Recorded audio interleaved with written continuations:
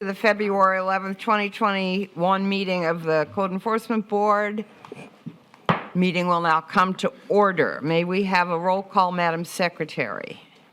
Eugene Robinson. Here. Mr. Gonzalez. Present. Karen Roby. Here. Neil Harrington. Here. Ms. Hines. Here. And Ms. Hundig. Here. Okay. Approval of meeting minutes. We don't have the minutes right now. We'll have them at some point from the last meeting. So there are no minutes to approve. Does anyone need to disclose any ex parte communications? I do. I'm not sure I know where the case is. Mr. Harrington. I'm not sure I can find the case. It's the McKay case. When the case comes up, you can disclose it. Can we- Yeah, you can disclose at that point. Will you recognize, you'll recognize it when you see it, right? Yeah, I thought I had it marked here, and you probably, Okay. I had it. All right. Anyway, I'm going to recuse myself on that case. Okay, that's fine. Well, okay. Do we have any announcements, Madam Secretary? Yes, ma'am. I have some compliance. Page 3. Case number 3, CEB 11-20-202 is in compliance February 3rd, 2021. Page 7, case number 16, CEB 012114, in compliance February 9th, 2021. Which one was that, please? Case 16? Oh, Case number 16, case number 16. Okay. page 8, case number 18,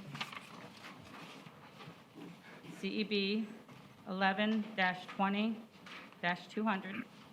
in compliance February 10th, 2021.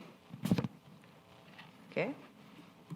Page 9, case number 21, CEB 02-21-63, is in compliance February 3rd, 2021. Okay. And case number 22, and that's the page, CEB 02-21-64 is in compliance February 10th, 2021. Page 10, case number 24, CEB 02-21-66 in compliance February 8th, 2021. Case number 26, CEB 02-21-69 is in compliance February 10th, 2021. Page number 26, she said. Page 11, Number 20, I'm sorry, number 26 on page 10. Right. Okay, what's the date? sorry, What's the date? the date is February February 10th. 10th. What was the case just prior to that one? What was 24, 24, okay. February 8th. Page 11, case number 30, CEB 02-21-73 is in compliance February 9th, 2021. Page 14, case number 39, CEB 0221 or 02-21-21 is in compliance February That 9th. was the case. Okay, that was the case. It's in compliance, so there's Okay. no, you don't have to disclose anything, right? Case number 39. Okay. Yeah, if you don't have to, if it's been withdrawn or blocked. Right, it's in You're compliance. not gonna vote on it anyway. Okay. You don't have to, you can just still close, but you don't have to fill out the paperwork. Okay, what was the date, I'm sorry? February 9th, 2021. Okay, cool. And also on page 14, case number 40, CEB 02-21-22 is in compliance February 8th, 2021. Page 16.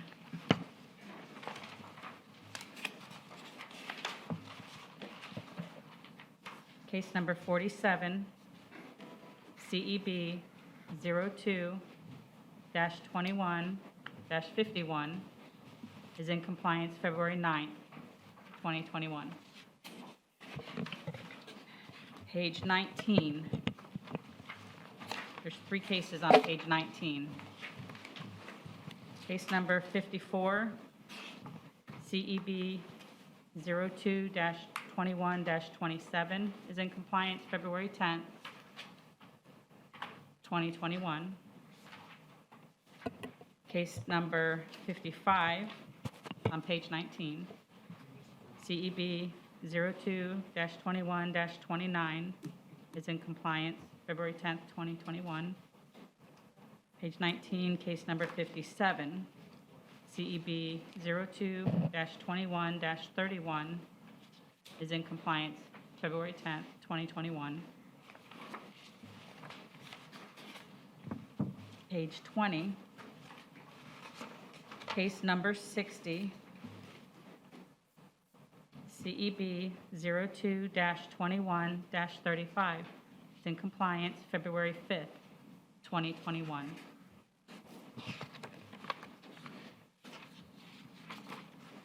Page 24, case number 71,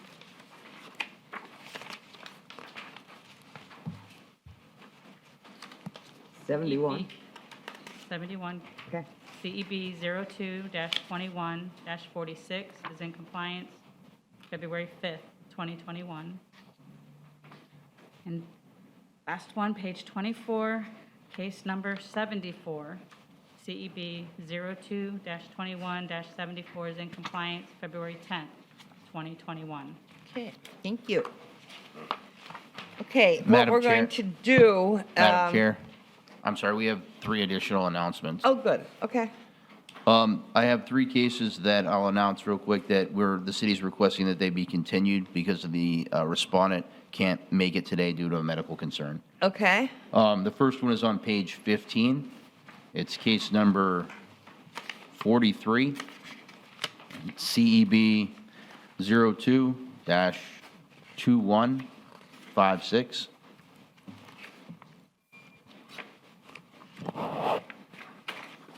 Again, that was page 15. It was case 43, and it was CEB 20-2156.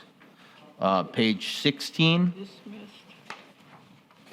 case well, 40. well, I think what I'll do is just then, when you finish telling us what they are, we'll just have a motion to continue all 3 cases, or do we need it one at a time? I do.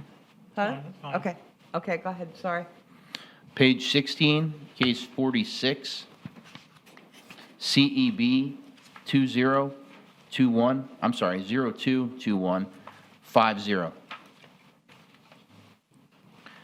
The third one is page 18. This is case number 51, CEB 02-2161. What was the first one on page 15, please? On page 15, it was case number 43, and it was CEB 02-2156. Thank you. And I request this continue to the next meeting. Yes, we're requesting that they be continued to the next meeting. Do we The need a March meeting. motion for that? Yes, I motion that we continue those 3 cases to the next meeting. Second. all right, we have a motion from Mr. Harrington, a second from Mr. Gonzalez. All in favor, say aye. Aye. Like sign opposed, motion carries, those will be continued. Okay, all right, well, would the code officers please stand and be sworn in?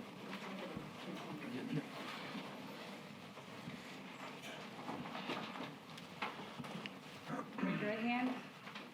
Do you solemnly swear or affirm the testimony you're about to provide is the truth, the whole truth, and nothing but the truth? All right, everyone, here's our procedure. We'll be calling cases by number and for the most part as they are listed on the agenda. If there are attorneys that are present and must be in court, we'll hear those cases first. If there are police officers that need to get back on their jobs outside, we will call those first as well. When your case is called, please come forward and be sworn in. State your name and address for the record. If you're not the owner of the property, please state your relationship to the owner. Our proceedings are recorded, so speak into the mic. The board hears from code officers first, and then you'll be given the opportunity to respond. Please direct all responses to the board. If you have a witness with you, they may also testify, or witness for the city may testify under the same procedures. This is a long agenda, so please stick to the facts of the case and don't wander off topic. We want to give everybody a fair chance. And I was going to start with the lien reviews first and get those out of the way. Are we ready to do that, or should I go straight to the old cases? If there's any of those people here, Yeah, whether they're here or not here, well, if they're supposed to be here at 9 o'clock, so. Well, I think that, I believe Kathleen may be checking on the attendant who's here right now. Okay. We don't know yet. Okay, we don't know yet.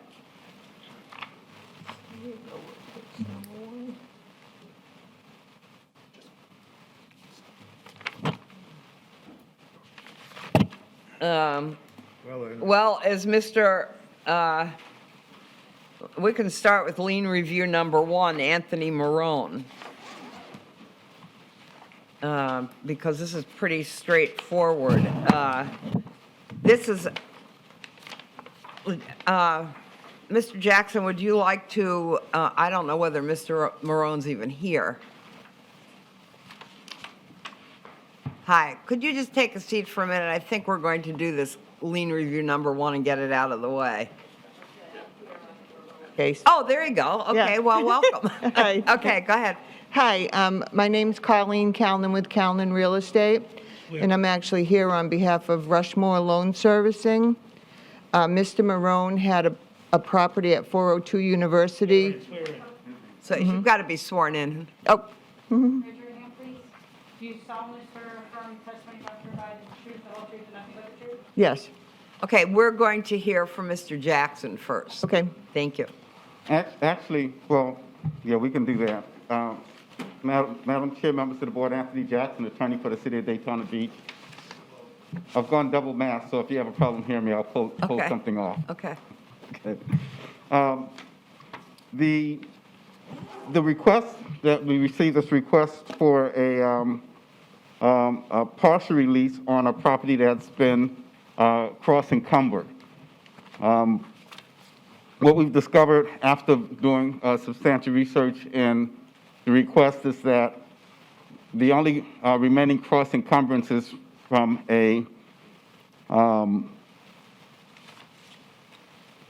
failure to have a business tax receipt.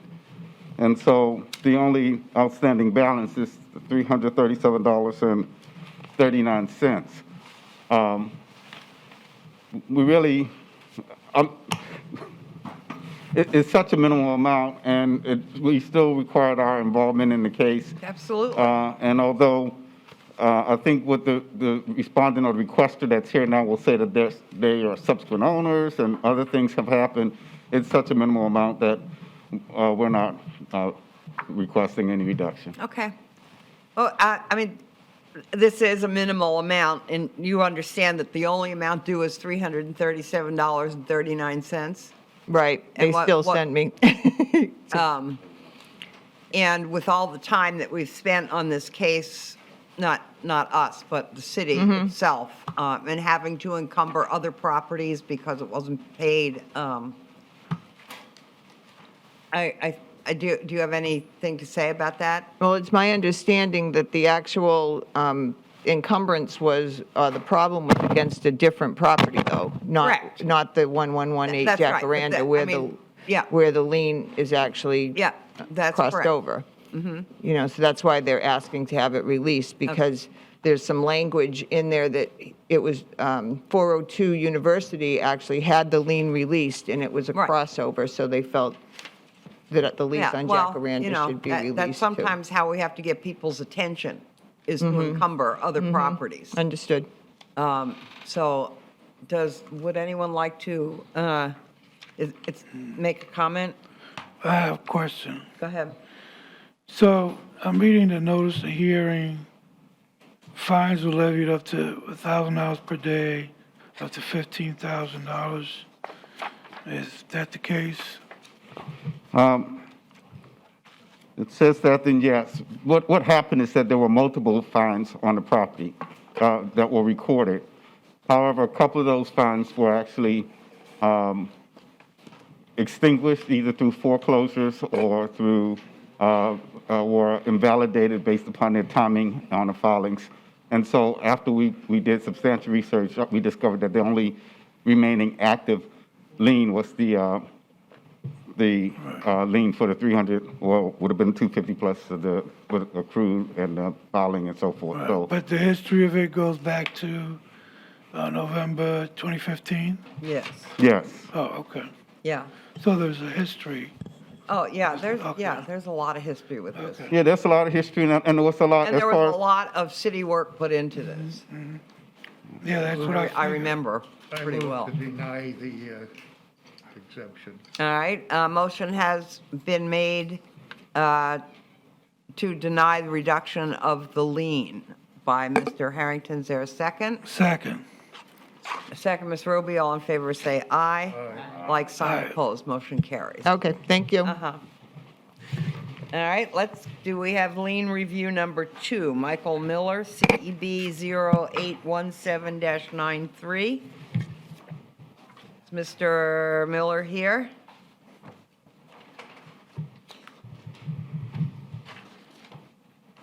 Hello? Please be sworn in. State your name for the record, please. Mike Miller, Michael R. Miller. Do you solemnly swear or affirm that the testimony you're about to provide is the truth, the whole truth, and nothing but the truth? Yes, I do. Sir, if you could raise that microphone up for us, that'd be easier. Thank you. Yes, I do. Thank you. Okay, we're going to hear from our attorney first, and then we'll give you a chance to speak. But please limit your remarks to just this lien review. Okay, Madam Chair, members of the board, the inspector in this case when this case was handled is John Stinson. And in reviewing this case with Mr. Stinson, the staff has decided that the request for a lien review is that we're requesting no reduction. I would have to turn to Mr. Stinson to speak to the basis of that no reduction. Okay? Good morning, Mr. Stinson. Good morning, John Stinson, Code Inspector with the city. My qualifications are on file. This lien review was, the case was concerning outside storage, junk vehicle, and unmaintained landscaping. It was complaint-driven, and the case was opened on 10 June 2017. During the course of the case, there were 4 re-inspections on the property. I never did have contact with the property owner during that time. Compliance was achieved on 29 October 2018. The city is recommending no reduction. Okay. What would you like to tell us, Mr. Miller? When I checked my mailbox and first saw the letter from Mr. Svensson, I knew that I had to address it immediately, and I started calling, trying to make contact. In the meantime, my brother was laying dying, and I have suffered 2 hit and runs in this neighborhood. I've suffered the worst of this neighborhood, and I've almost been killed. And I've had 2 hard recoveries, and I've tried to make this neighborhood a better place.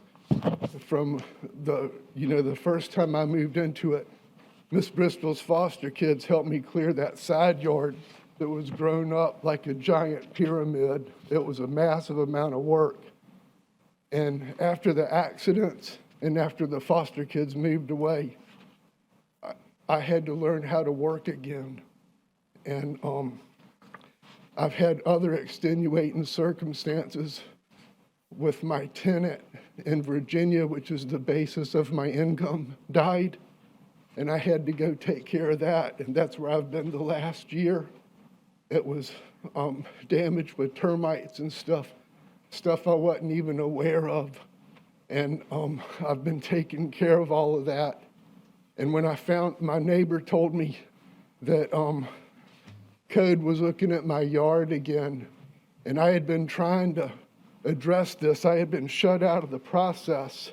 I didn't have proper counsel. And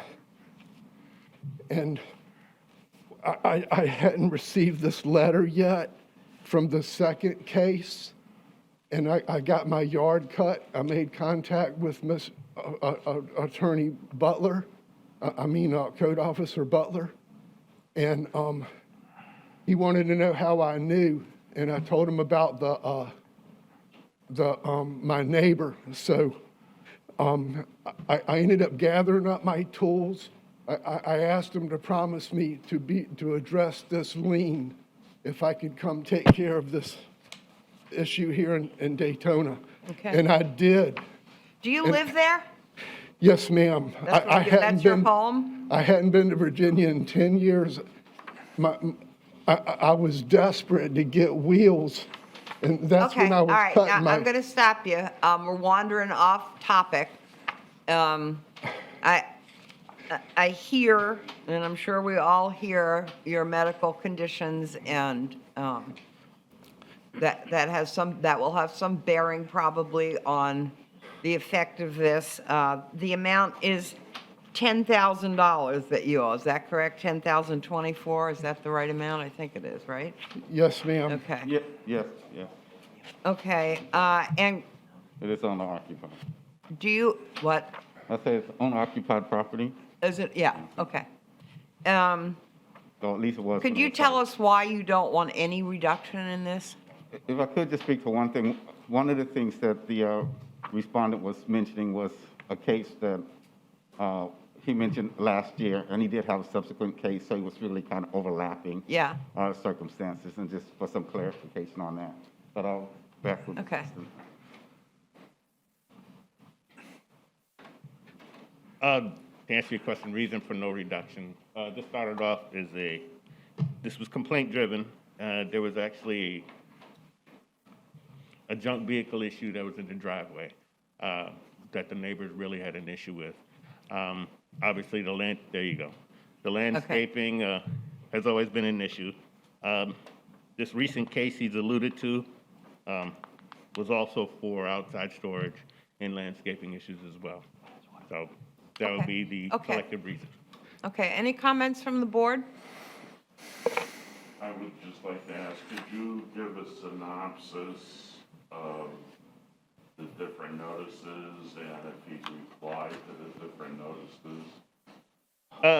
The case from last year, that wasn't my case, that was another inspector.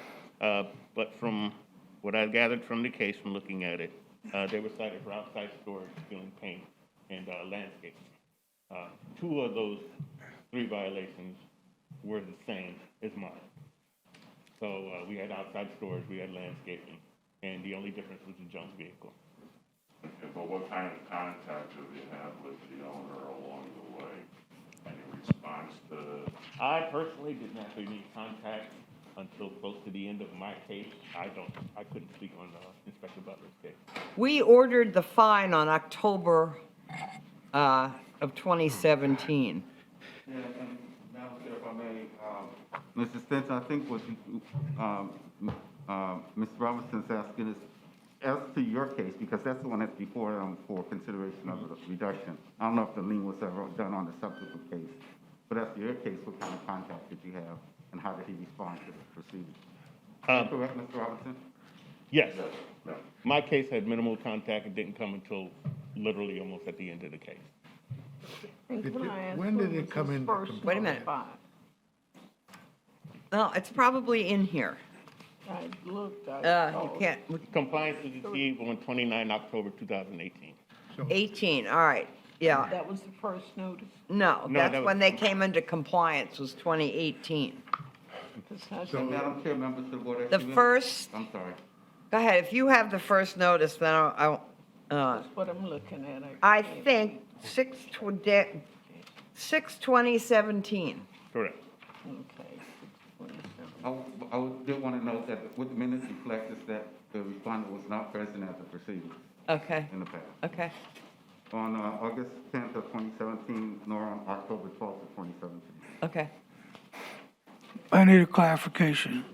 I just heard somebody say that on October 2018, it came into compliance. Is that correct? No, that's when the fine was imposed, correct? No, When it came into compliance. okay.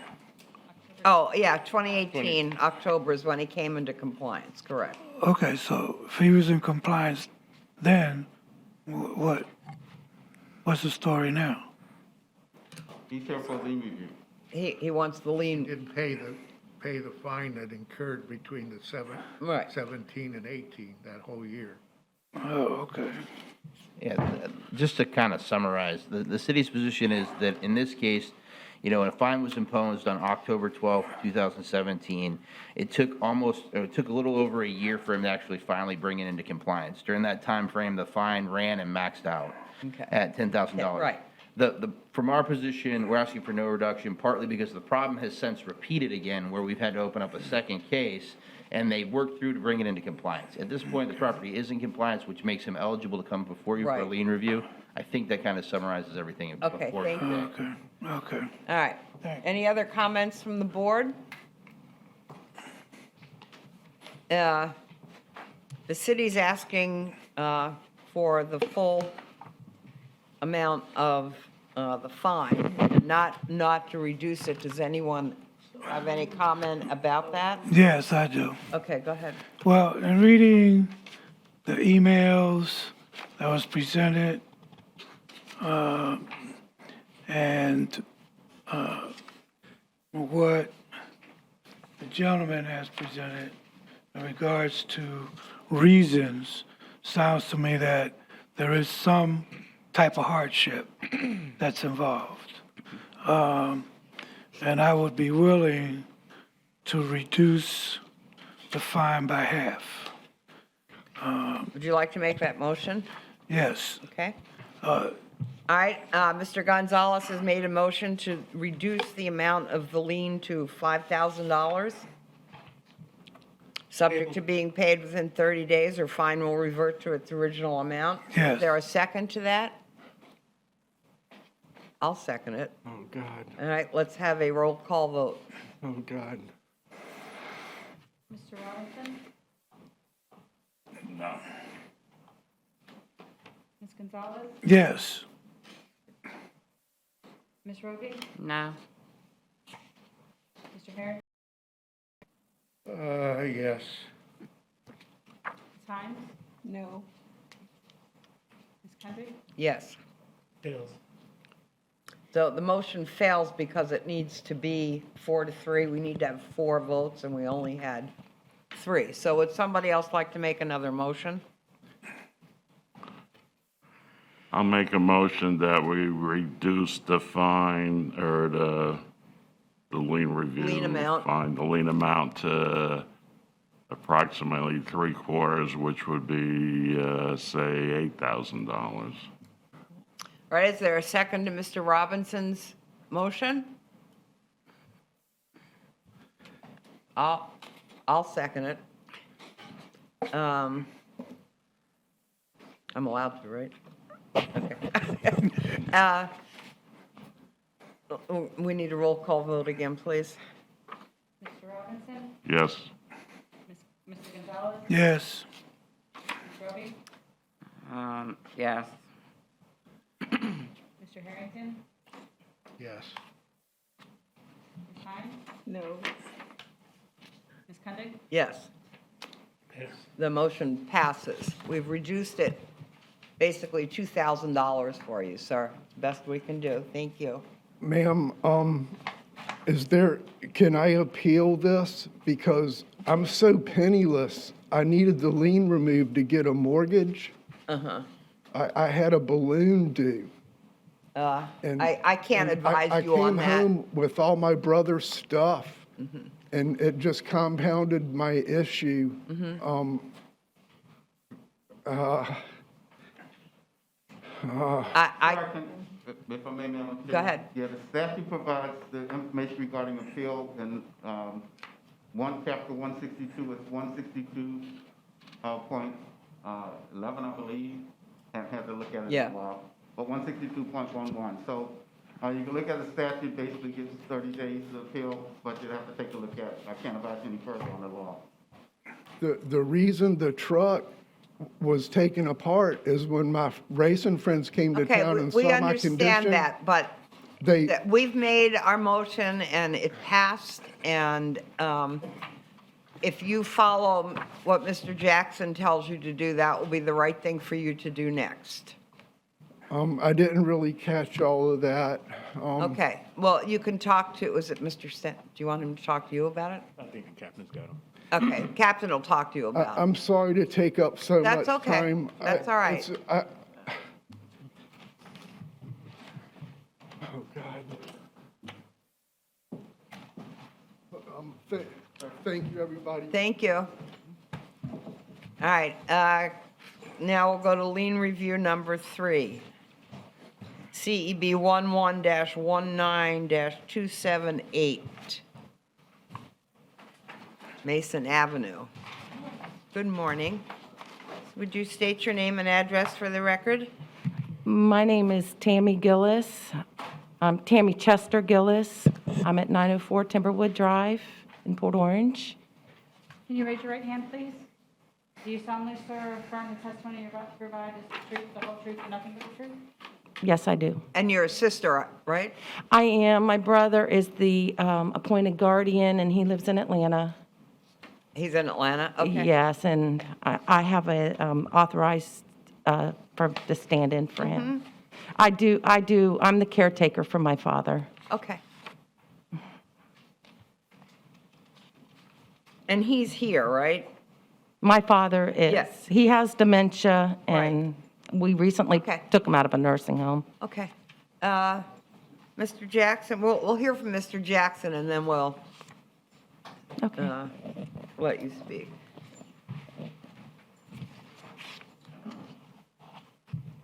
Madam Chair, members of the board, this is before you for a lien review. The inspector who is addressing this will be Mike Fitzgerald. After a thorough review of the case, Mr. Fitzgerald believes that the lien had justly accrued. The respondent was not present, and I know it was explained in their request. However, they weren't present at the January 9th meeting nor the December 12th, 2020 meeting. Mr. Fitzgerald is recommending a reduction to $4,000. I will tender Mr. Fitzgerald to speak to that reduction.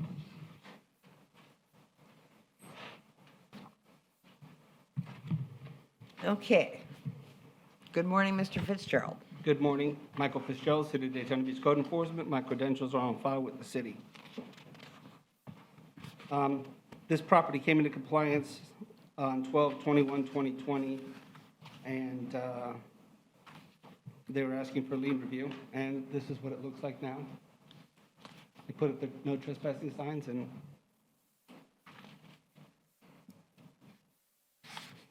Okay. What was the original violation? yeah, you'll see the before pictures. The grass was overgrown, and there were homeless people living in the back area there. And you'll see all the clothes and people staying there. That's all. And how long did it take to get it into compliance? It had a second case open, and my case ran completely. It had a second case open on 8/6/2020, and that case was with, for the same thing, for overgrown grass and weeds, and that case also came into compliance on 12/21/2020. Okay. Okay. What would you like to tell us? The city has recommended to reduce the lien to $4,000. So Do you have anything more you'd like to add to that? Well, I'm asking for reconsideration to remove the lien altogether. We were not made aware of this going through any kind of lien until this past November. My dad was put in a nursing facility in 2019. His wife handled everything. She had, supposedly the lien went to their PO box, and she had passed away in May, last year, May. And she has taken pretty much everything from my father, except this property.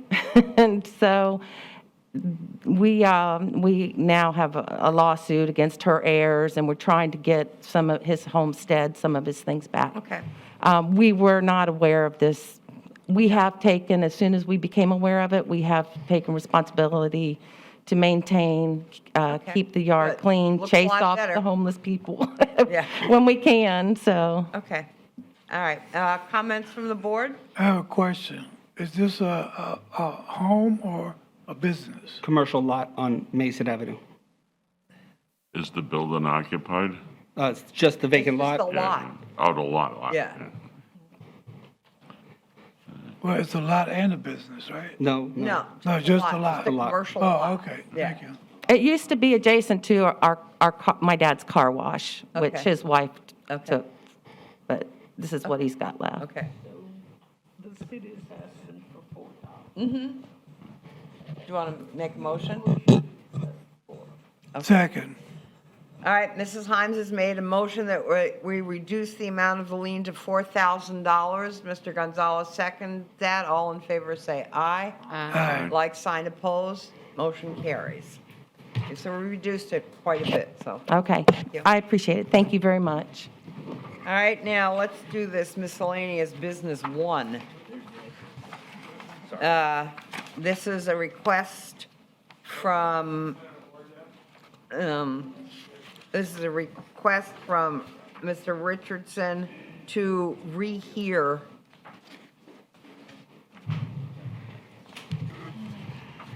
the imposition of a fine. Is that correct? Am I saying that right? Okay. Also has another case, 25 on the docket. Has what? He has another case, number 25. Okay. Go ahead, would you please be sworn in, and then we'll let you testify. State your name for the record, please. Andre Richardson. Do you solemnly swear or affirm the testimony you have to provide is the truth, the whole truth, and nothing but the truth? Yes, ma'am. Thank you. Okay, good morning, Ms. Kirk. Good morning. Sarah Kirk, Code Enforcement Inspector with the city. Credentials are on file. This case was complaint-driven. I received the case December 31st, 2019. On January 15th of 19, I opened a case for working without permits for interior renovation and roof. I'm sorry, Madam Chair. This is here on a request for reconsideration. Right. Which would be the burden of the respondent to inform the board why it should be Right. reconsidered. Right. And so You have to make a before motion to we, consider first. right, so we should be Oh, hearing the okay, motion on sorry, the okay. reconsideration from the respondent. Before we hear any testimony? Yes, we Yes. should be I'm sorry, I'll let So Mrs. whoever Zena speak voted to on the that. affirmative has to make a motion to reconsider. All right. We've actually kind of changed gears in terms of where we are on the agenda. Right, because I of- know, I get it. Yeah. I just didn't realize we had to make a motion to open. Yeah, you made- So I you- made, you- so the chair will entertain a motion to reopen this case. I'm sorry if and again, just procedure, and I don't mean to interrupt, but wouldn't we need to hear the motion from the respondent if they have anything that they want to present? I agree. That's kind of what It's open. Once we vote on to rehear it, we rehear it. We haven't heard the evidence why we should rehear it. Right, so Right. You that's have to make a my, motion first. a motion to what? The motion, To rehear, so, But I don't want to rehear the whole Yeah. case. Well, I mean, if I don't want Motion to to, rehear, we can hear from the problem, why we need to, why they want us to rehear. We knew different evidence, we Lien received? All right, that. There we Question. go. All So, right. the chair- question. So if we rehear it, we're agreeing to rehear, Correct, the whole case. But Right. we may, someone may make a motion to ask if there's any additional evidence that would impact our decision to rehear the case. I'd like to make a motion to hear the defendant's reason for asking. Right, okay. So Mr. Harrington's made that motion. Is there a second? second. All right, second, Mr. Gonzalez. Okay. Why do you think this needs to be reheard? I wasn't properly notified. I didn't know was supposed to be to a hearing on January 6th. I didn't get the letter until after the hearing. I didn't receive a letter until after the hearing. I was unaware that I needed to be here on the 6th. Did he get notice initially? I So came that would be additional information? in December. Yeah, I think it was in December. No, we didn't have a meeting in December, What, November? November. Yes, November. Yeah. And I was unaware that I had to be back What kind of notice on did he get in January. first of the meeting? What kind of notice did he get? Certified mail? No, it wasn't certified. All right. Well, let's hear what the city has in their records. But I'm confused, One second, please. if I may, Madam Chair. First, he says he didn't get notified. Then he said he came to one of our hearings. In November. So, Yeah. That was in November. Then you had a hearing in January. Okay, all right. To speak to Mr. Gonzalez's confusion, he's partly right. If he was here in the November meeting, then he received a notice during Correct. that meeting to be at the January meeting. But it wasn't a If the date. case was continued, what? set for that. thank you, that's It correct. what? What was that? He didn't give me a date. I was unaware of a date in January. They said it would be a hearing in January, but no date. There are usually dates, but let's, We usually say to our next hearing. to our next meeting, Right. next hearing, Right. we actually mention the date Fine. Right. is in the minutes, so. All right. And it was sent to the same address? Yes. Okay. So when you Excuse- got the notice of hearing, it was sent to the same address? Ma'am, the first notice, the November notice was sent to 750 Orange Avenue. I reside at 340 Henry Butts Drive. If I didn't pass by Orange Avenue that date, I would have never noticed the letter on the door. Once I passed by the address, I seen a letter on the door. I opened it. That's how I was aware of the notice for November. Then I came to that meeting, and then she mentioned the January, but it was never a date in January. Well, the notice would have had the date on it. In November, the November notice? The November notice and the January notice. I mean, yeah, the November. It didn't have a January date on it. The last hearing that Mr. Richardson attended, he was told to bring the property into compliance by the January cutoff date. Correct. And that was stated. That was stated. I did review the video. Okay, So I have a question for the lawyers. okay. So if an individual is noticed in our hearing as to the next appearance, is that official notice? Yes. Okay, so he, We only have to be noticed once. Okay, right, so he was noticed, Constructive notice. Right. of the other, that's right. so he was noticed in the Right. hearing. Correct. Was to be here initially. Okay, Captain Lee. Yes, the notice to hearing, the original notice to hearing was sent, it's dated October 4th, 2020, and it was sent to 340 Henry Butts Drive. Okay, Now, after that was informing him, that notice of hearing was informing him of the November 12th hearing. After that hearing, you guys ordered that he be in compliance by January 6th. or be returned to the special magistrate at January 14th Okay. at 9 a.m. That order was created and signed on the 19th of November, 2020, and it was mailed out first-class mail, is what it would go out as. To 340, To the address of 340 Henry Butts Drive, All right. yes. As well as to the P.O. box, as well as to a P.O. box. I don't have a P.O. box. if I'm looking at the right case. No, that's the other case. Oh, never mind. No, I'm looking at the wrong case. forget that. Okay, all right. So have we But- heard enough And, evidence? yeah, and Okay. no matter what, he was notified at the November Correct. meeting. Right, correct. So, All right. Yeah, if the question is, have we met our notice requirements, we have met all our notice Yes. requirements, yes. Okay. All right, so would someone like to make a motion that, well, make a motion? Did we find, The- has he ever been found in compliance? No. Never. Yes. I pulled a permit.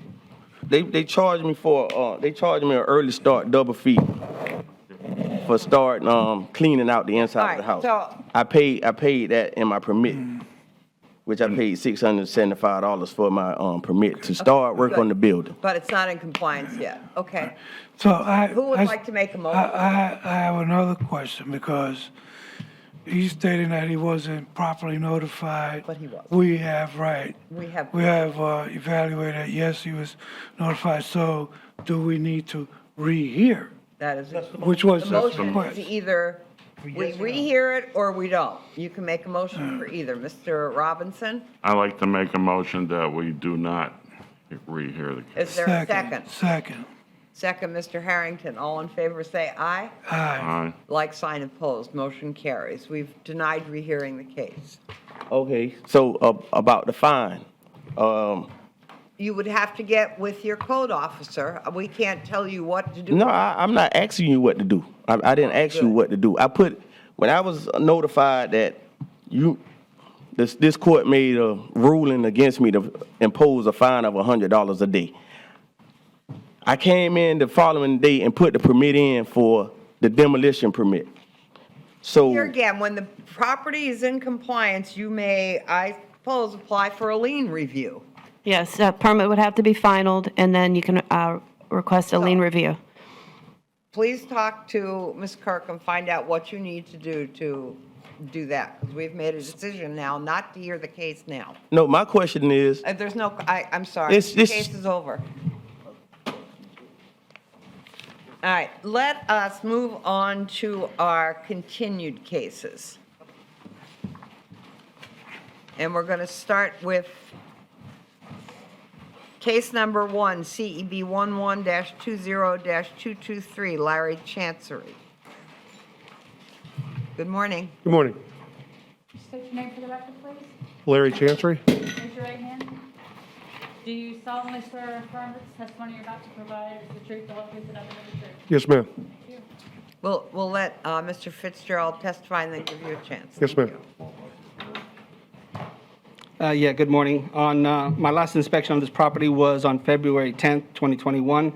There has been substantial improvements, and you'll see the photographs. And at this time, I'm asking to amend to the next cutoff. Okay. There we go. So, That's the old pictures. okay. So you've made some improvements. These are the new pictures. Oh, nice. Okay.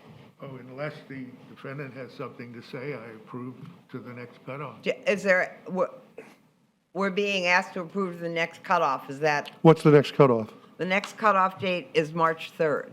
That's fine. Okay. I'm just waiting on a survey. Once that's done, I'm going to finish Okay. everything. Wonderful. So I think Mr. Harrington made a motion to amend to the previous order of noncompliance of our respondent until the next cutoff date, which is March 3rd, to come into compliance. Is there a second to that? Second.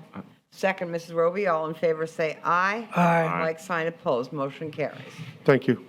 Thank you. Have a good day. You too. All right, case number 2, CB 01-21-10, Adaba Suja. Not present. Good morning. Good morning, good morning. Inspector Roosevelt Butler, credentials on file with the city of Daytona Beach, Florida. As it pertains to 553 Derbyshire Road, the status of the property is the same. My last inspection was February the 10th, 2021. The result of my inspection was non-compliance. I've had no contact with the owner. My request is $200 a day to a maximum of $15,000. I'll make a motion, we accept the city's recommendation. All right, Mr. Robinson makes a motion that we impose a fine of $200 a day effective today against the respondent and continue until compliance is achieved. And Mr. Gonzalez seconded that. All in favor say aye. Aye. Like sign opposed, motion carries. All right, case number 3 is in compliance. Case number 4, CEB 10-20-191, Dorothy Mayhew.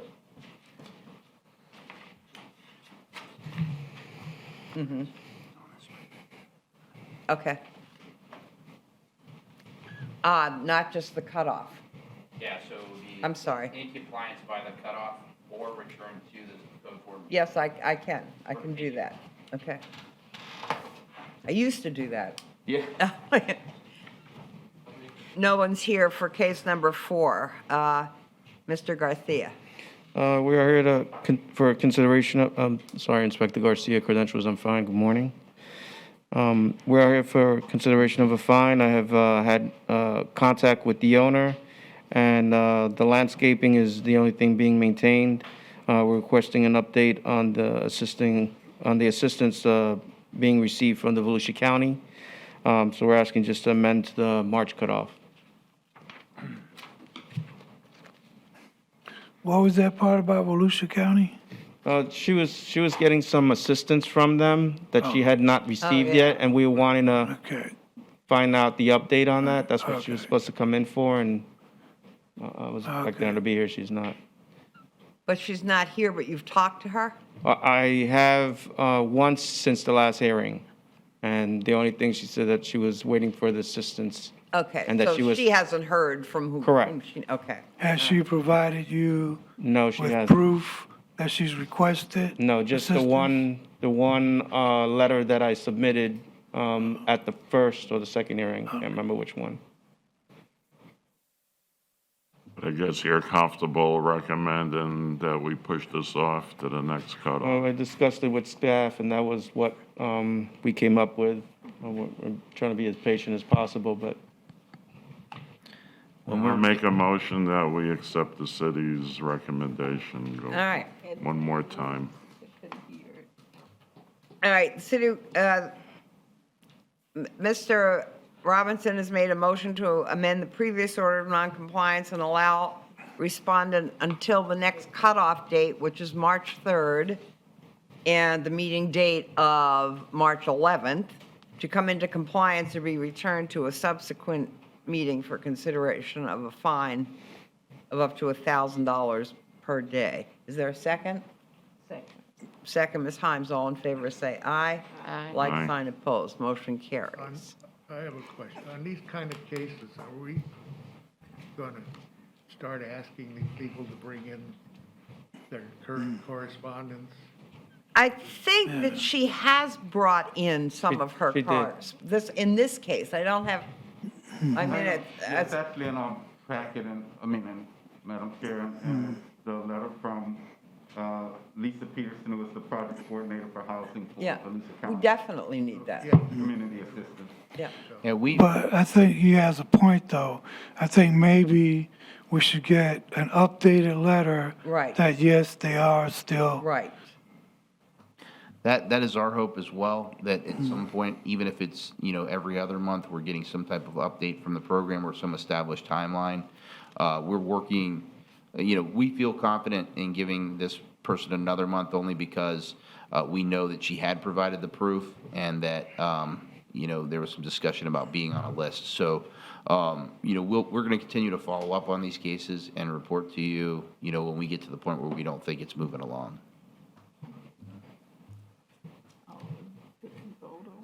Okay. So we had a motion and a second. All in favor, say aye. Aye. Like sign opposed, motion carries. Case number 5, CEB 11-20-236 Lone View. Not here. Yeah, this case is also here for consideration of a fine. I've had contact with the owner. Permits have been applied for and are under review. But the owner stated that he's been having problems getting a contractor, so he basically changed his mind, and he's going to reapply for a demo permit and have the property demolished. So he's asking for time to get the permit and demolish it. So with that, was asking to amend to the next cutoff. Okay, Chair will entertain a motion to amend the previous order of noncompliance and allow respondent until March 3rd to come into compliance or be returned to the March 11th meeting. All right, Ms. Himes, for imposition of a fine. Do I have a second? Second. Second, Ms. Roby, all in favor say aye. Aye. Like sign opposed, motion carries. Case number 6, CEB 04-20-82. Pinchas and Eva Maman. No? No. That's in compliance. Number 6? Case number 6 was in compliance? Yes, February 3rd, 2021. It is? Yeah, he passed the final inspection. Property was demolished and, Oh, Maine, right? Pinches, Eva, Maine, 820 North Beach Street. yeah, If you remember, it was a property that was demolished, and the only thing he had left was a piece of concrete and sidewalk, and he, Oh, yeah, okay, good. fine.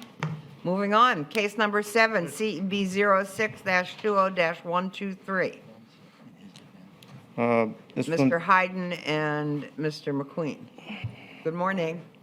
Please State be your name sworn for the in. record, please. State your name for the record. I'm sorry, I can't hear you, ma'am. State your name for the record. Mark D. McQueen. Raise your right hand. Do you solemnly swear or affirm testimony you're about to provide is the truth, the whole truth, and nothing but the truth? I do. Thank you. Mr. Garcia. yes, this is also here for consideration of a fine.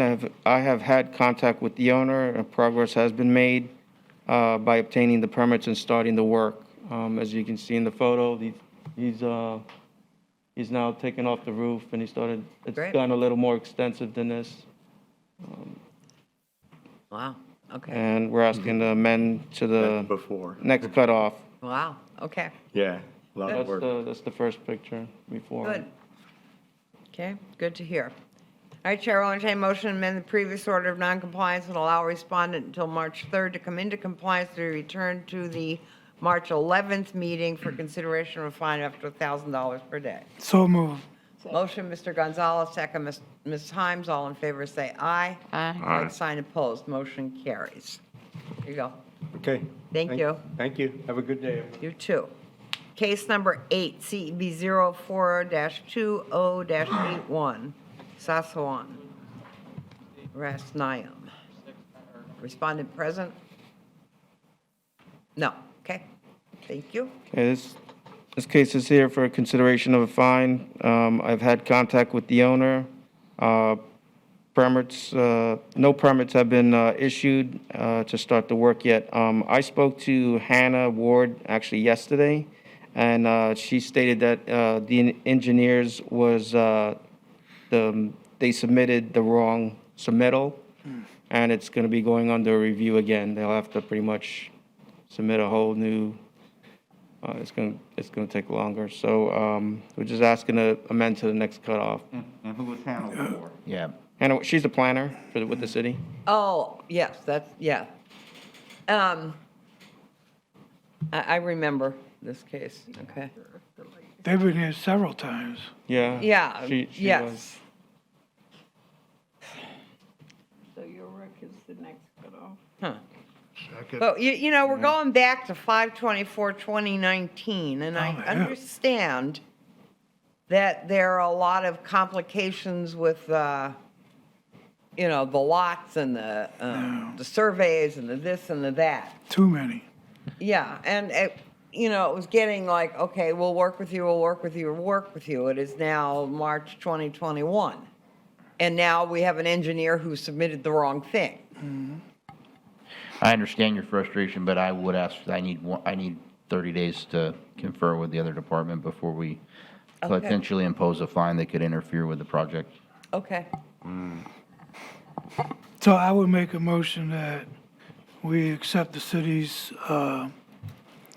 recommendation, except that I would add for a fine of $200 a day to start after that 30 days, on the 31st day or the first day, if they're not in compliance.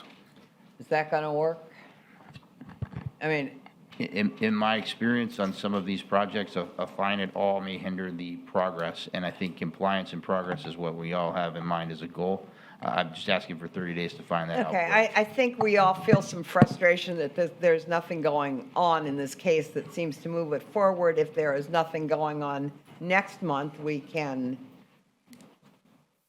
reiterate how many times we have pushed this forward. Agree? All right, Chair will entertain motion in the previous order non-compliance, allow respondent until March 3rd to come into compliance and be returned to the March 11th meeting for consideration of a fine of up to $1,000 per day. So moved. All right, motion, Mr. Gonzalez. Do I have a second? Second. Was that Ms. Roby? Yes.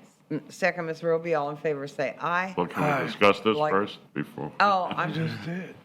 So if we accept. okay, we if didn't vote yet, so we have a motion and a second. Yeah, so we can discuss the Right, motion, we right? can. If we impose a fine though, are we hindering, what you said? Well, we wouldn't oppose the fine. What this motion did was impose a fine the next time. We can impose a fine the next time. We're just putting it off another month. Well, I guess I misunderstood Captain Lee. My Right? understanding of what you said is if we say anything about a fine, that'll. No, I'm No. sorry. I think Mr. Gonzalez was originally imposing a situation where an auto fine would start at a certain date. Right. And that would be something that there's too many unknowns for us to really be in support of that. But we'll So- know next time, Yeah, right? so the motion that's on the floor that's been first and second, or made and seconded, is that it would just be amended to the next cutoff, and meaning that it would be back before you in March. We would have hopefully additional information, and you could decide at that time whether to fine it or Oh, not. okay, I missed, okay. Did I summarize that correctly? Yes, that's what the motion is. Okay, thanks. Now, Oh, she showed up. okay, what would you like to tell us? Oh, you have to be sworn first. Okay, good morning. State your name for the record, please. State your name for the record. My name is Sasiwan Radiyom, 610 South Bridgewood. Raise your right hand. Raise your right hand. Do you solemnly swear or affirm the testimony you're about to provide is the truth, the whole truth, and nothing but the truth? I do. Thank you. Okay, let me ask you a question. What's the matter with this why did this engineering person not turn in the right forms or what they needed to? I have no idea. Oh. I got from my new engineer, and I got all the plans. So you have a new engineer now? I had, I resubmit on the 15th of October, 2020. And then I got the review on the Okay, we've been over all of this. I want to know, since the last meeting, there have been no permits issued, the engineers didn't turn in what they needed to, and what we're voting on is to amend to the next cutoff to give you more time. Do you have a new engineering firm, or are the engineers aware that they need to do some other work? Oh, I got the review over here. No, I don't need to see that. I need you to answer the question. Do you have a new engineering person, or does the old engineering person that just got told that their reports weren't adequate? I stopped with the old engineer on the 30th of September. No, Well, when And the were new these engineer All right, resubmit? stop. I'm sorry, stop. This is not going well. Mr. Garcia, when did they tell the new engineer? No, stay right there, please. I don't know if she's confusing with the engineer with the contractor, Yeah. but she did have a contract at one time. It wasn't working out. She let him go. She got a new contractor. At this point, I don't know. I do know the engineer now. I spoke to Hannah Ward yesterday. Yes. And she said that they did not submit the proper paperwork that they Right. needed to, so that they have to pretty much start review all over. So we've been going through this since Well, it's possible she 2019. doesn't, but she needs to be told right now that, that this needs to be done by next time, because we've been hearing this case On- over and over and Can- over, can- and Can I say something? On the 15th of January, I got the review, and I also got the approval from the city with the number AA 2021-001 to approve my new driveway, which is the variance, the width of the entrance from 22.4 Okay, feet thank to you. 22 All right. feet. This is Okay. 15th of January. From Well, are Angelo you aware Doyle. of this? No, This year. That's another thing. I have stopped getting any type of updates from her. I used to get updates, and I have not received anything. But this is from the city, can we This is from the verify that city. on the city site? Now, just stop now. Look, at this point, my patience is running a little low on this, and I just, what the motion is on the floor is to put this off until next month. I called the. Madam Chair, what it sounds like, and I'm sure Captain Lee is looking to see to verify, it sounds like she may have gotten a variance approval, and the hangup is getting the permits to do what the variance is allowing. Right. because of the Correct. engineering Okay. process. Captain Lee asked us to do this. I put the motion up for adoption. Right. Let's get this. Yes, well, yeah, we're approve done. it and Yeah. let's go. Okay, She have until next month? Right. Can get with them? right. Make sure you talk to Mr. Garcia, so you know exactly what you need to do. All right, we have a motion and a second on the floor. All in favor, say aye. Aye. Like sign opposed, motion carries. You have till next month to get the permits that you need. But you need to talk to Mr. Garcia to find out what you need to do. That's it. Okay. Thank you. Okay, you're welcome. Okay, case number 9, CEB 11-20-208, Walter Fordham, new owner, and the old owners. We have no one here. Okay? Mr. Garcia. We're here for consideration of a fine. I have had no contact with the owner. No permits have been applied for since the last hearing. The outside storage still remains on the property, and the fences remain still damaged. If you remember, they didn't show up last time. There was a new owner effect, and we were waiting Right. on her getting proper notice, which she had. So we're here, we're asking for a $200 a day fine, capped at $15,000. Does the fine go to Walter Fordham or the new owner? The new owner. Well, actually it goes against the property and Goes- everyone Correct. is named in the Right. style. So Correct. we'll do local for them as well as. Right, it'll be the owner. all of them. Yeah. Yeah, okay. All right, Chair will entertain motion to impose a fine of $200 per day against the respondent effective today and continue until compliance is achieved or reaches the maximum of $15,000. That's a motion? So moved. Motion, Mr. Gonzalez, is there a second? Mr. Robinson, all in favor say aye. Aye. Like sign opposed, motion carries. Case number 10, CEB 01-21-06, Betty Bryant.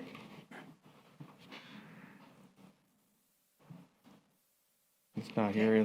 No show? Nope. We're here for consideration of a fine. I have had no contact with the owner, and there has been no permits applied for. So with that said, I'm asking for, we're requesting a fine of $200 a day, capped at $15,000. I'll make a motion, we accept the city's recommendation. Second. All right, Mr. Robinson has made a motion that we That's good. impose a fine of $200 per day against the respondent effective today and continue until compliance is achieved or reaches a maximum of $15,000. Mr. Gonzalez seconded. All in favor say aye. Aye. Like sign opposed. Motion carries. Case number 11, CEB 01-21-02, Gerald Furman. Mr. Furman here? Nope.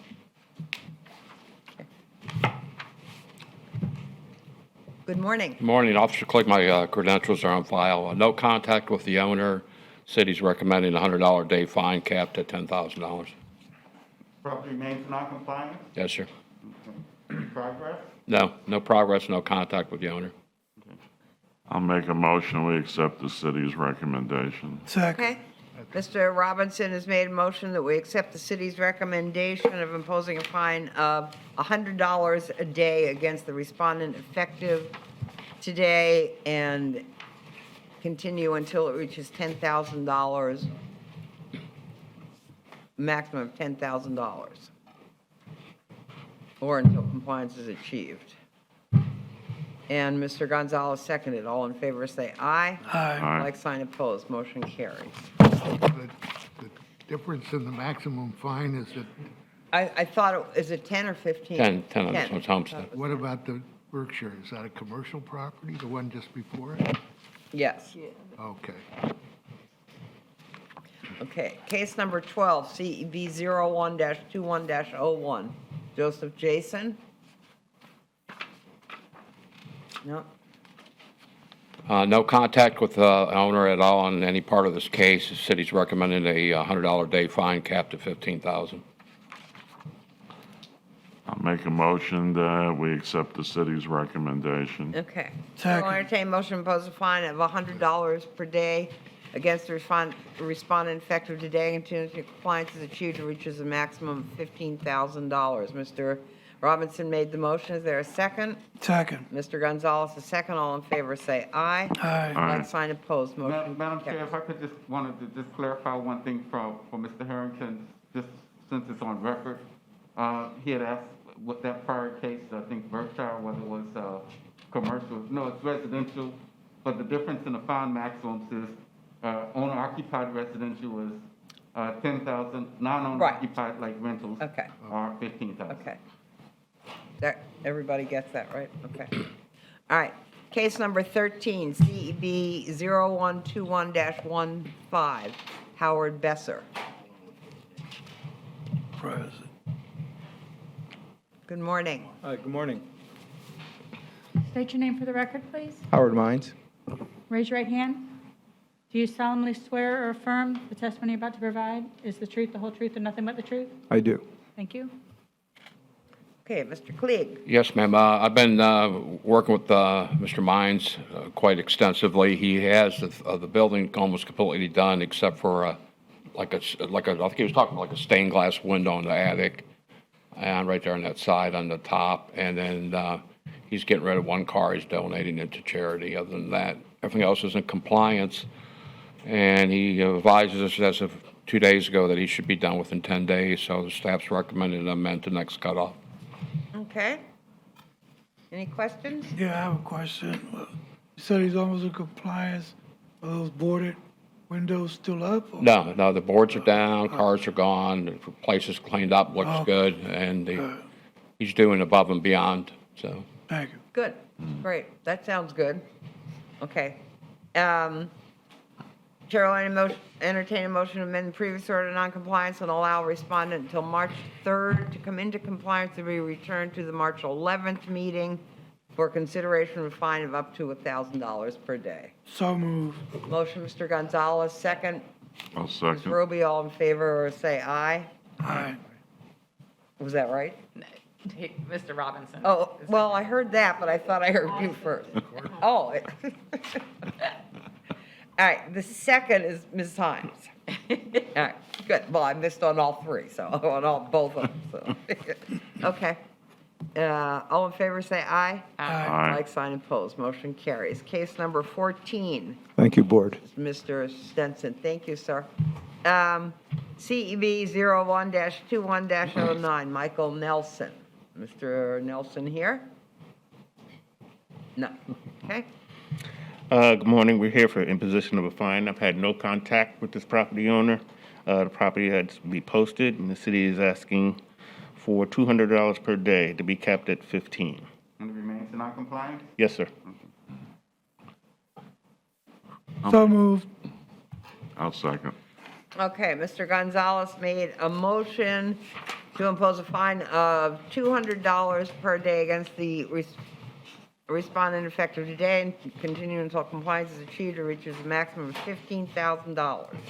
Second was Mr. Robinson. All in favor, say aye. Aye. Like sign opposed, motion carries. Case number 15.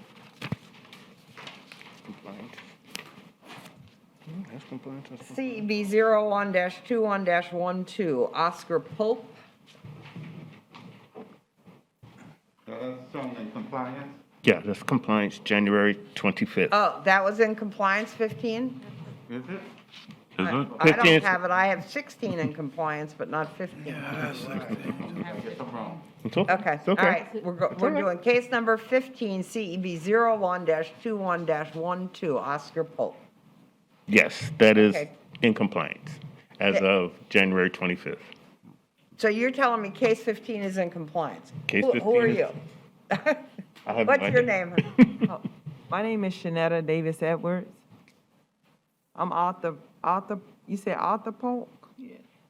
I'm Arthur Polk's niece. Okay, so Mr. Stenson says you're in compliance, so we don't need to do anything. You're all set to go. Oh, I thought you said you would. What's the case number again? All right, let's, No.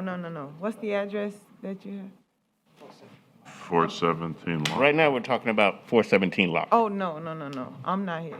I'm in here for 232 Walnut. 417 Lockhart. all right, here's the address, 417 Lockhart. Are you here for 417 Lockhart? Okay. All right. Mr. Stenson has said that case number 15 is in compliance. We're going to move on, correct? Okay, good. The date is 15. I think it was. 125. 125, January I'm sorry. 25? And, Wait, All right, case number 15 is in compliance. right. She was here for the wrong case. 25. All right, now we're on case number 16 is in compliance. Case number 17, that's Ms. Kirk's. CEB 01-21-08, Joseph Reese. Reese, I don't know how to say that.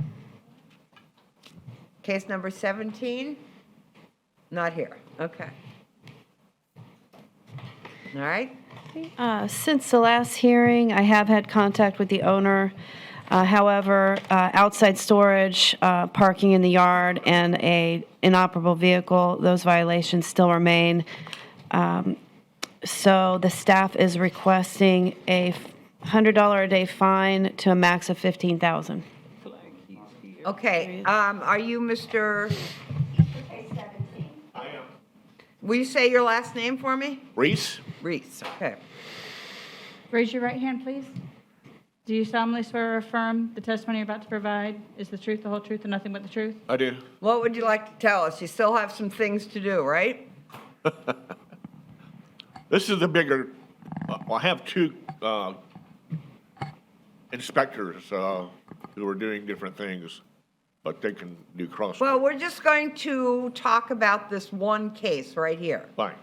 okay?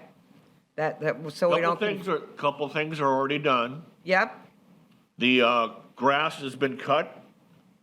The unpermitted fence is gone, except one little piece that you can see in the corner there that I can peel off in about 5 minutes. The flexible cord on exterior is gone. And I have $200 in my pocket to hire a wrecker to move those vehicles where they're supposed to be. I don't know if you so can why see. haven't you done this before? This case started in May of 2020. Why didn't it all get done then? Because the city's recommending that we I understand that. impose a fine, so. Well, All the vehicles are the tenants. I've been on them for quite a while. I left them. Let me finish, please. I went by yesterday after talking to Ms. Kirk, and to find out why the vehicles, what's going on. The tenant met me at the door, and he said that his son, who also lives there, has tested positive for COVID. They tested both of the people, and the son tested positive. That's going to complicate what I do inside. And I asked about the other people, and one of them is in the hospital with a heart condition. So I'm have to move the vehicles myself. There's a big trailer you can almost see. I asked about that because it will not fit in the door of the garage. They said I can take it around back, leave it there. Ms. Right. Kirk said that? Yes. Okay, and that's right. And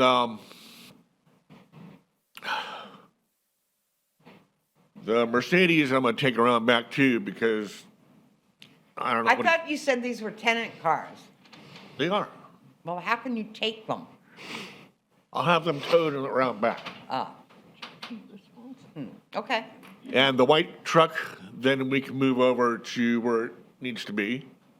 And the truck behind that can either park parallel to the road or behind the other white truck.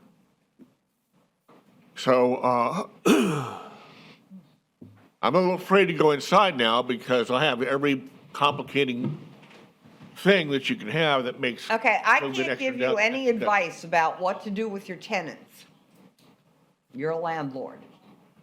We don't give advice to people. You need to address the issues at hand.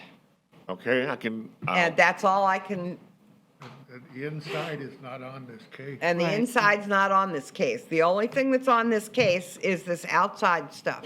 What is the recommendation? The recommendation from the city was $100 per day to $15,000. That would be, I live on disability. I understand. I'm just answering questions right now. We've heard your story. Can you give me a little more time for that, to get at least the, I asked you what stopped you from doing it from the 20th, from the 7th of May in 2020 till now. Did you answer that?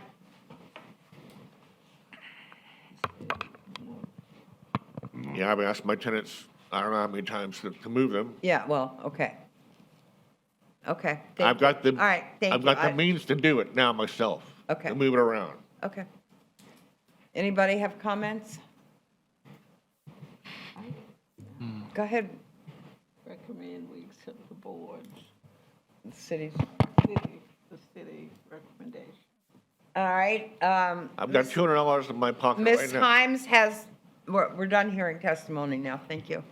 Ms. Himes has made a motion to impose a fine of $100 per day effective today and continue until compliance is achieved or reaches the maximum of $15,000. Is there a second? Second. Second, Mr. Gonzalez, all in favor say aye. Aye. Like sign opposed, motion carries.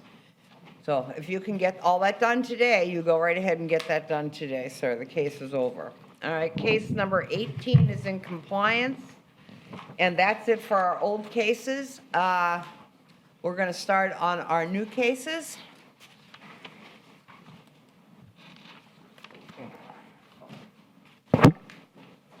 And see how many of these we can just barrel on through. These should be fairly, this isn't complicated. The cases are you're in compliance or you're not in compliance. That's pretty verifiable by pictures and by the testimony of code enforcement officers presenting the case. Some more people. So it probably, we're going to try and get through these as quickly as possible. I guess, new cases. What? No, I was just saying there's more people waiting. Yeah, okay, so we're going to start with case 19, CEB 02-21-16, Edward Zona. I don't know what they're here. Not present. Okay? Good morning, my name is Cliff Reckinson. My credentials are on file. Sorry. This case was a proactive case that was open on part of the Rule of Six on June 18th, 2020. The violations for this property were site appearance, structural appearance, and sanitation, outside storage, roof and drain, rotten roof, and screens and broken windows. The property was first notified on June 22nd, 2020. I made contact with the property owner on December 9th, 2020. The property owner stated that the tenant living on the front porch was the reason for all the violations. He had no money to afford repairs. The city's asking for a finding of noncompliance. Okay. Chair will entertain a motion to find respondent in noncompliance or respondent come into compliance by the next cutoff date, which is 3/3. I'll make a motion. Ms. Himes made a motion. We need a second. I'll second. Second, Mr. Robinson. All in favor, say aye. Aye. Like sign opposed. Motion carries. Case 20, Mr. Yates. You here? Here you are. CEB 022162, Arthur Lee Polk.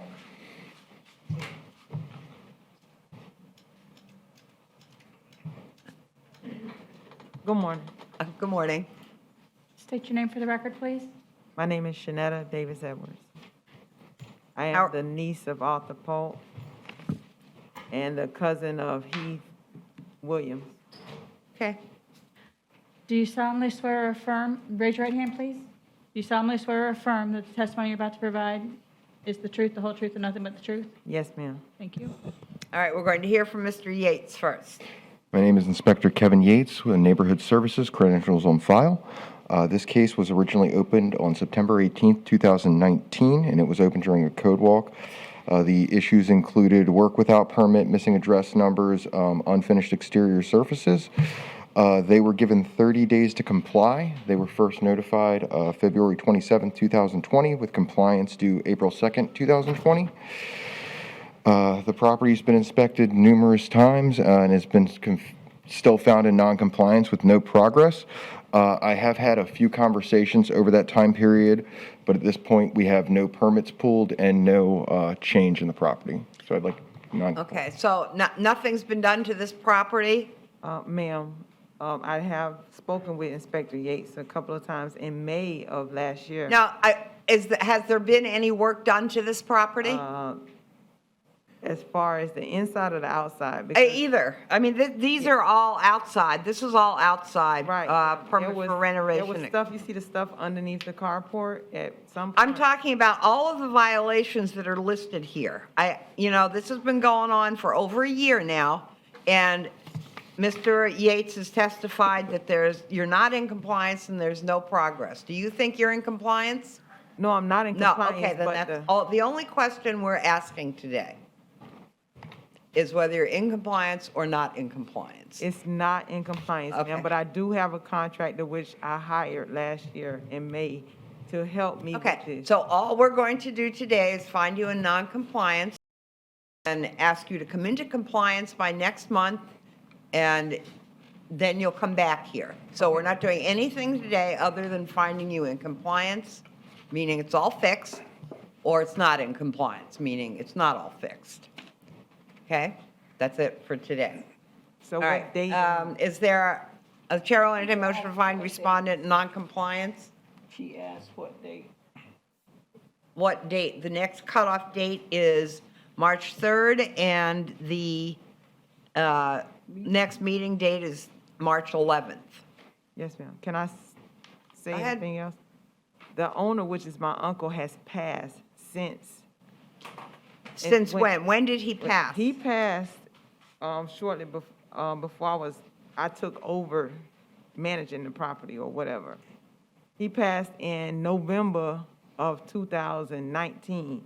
So when I got my first letter, which is when I went actually to the property, it was on February of 2020, February of 2020. and I've contacted Mr. Yates right Okay. away. Okay, good. That's good to know. Keep in contact as you move along here. Yes, ma'am. Okay. Chair will entertain a motion to find respondent non-compliance or respondent come into compliance by the next cutoff date, March 3rd, or be returned to the board for consideration of a fine of up to $1,000 per day. So moved. Mr. Gonzalez made the motion. I'll second. Second, Mr. Robinson. All in favor, say aye. Aye. Like sign opposed, motion carries. Okay, so That's get 2 weeks, right? 'Cause they- whenever March 3rd is. Yeah, Yeah. and, start working and stay in contact with Mr. Yates. Yes, ma'am. All right, case 21 and 22 are in compliance. Case 23, this is Mr. Yates. CEB 02-21-65, Rodney Perlman, unpermitted carport. Is the respondent here? Yes. Yes, he's coming.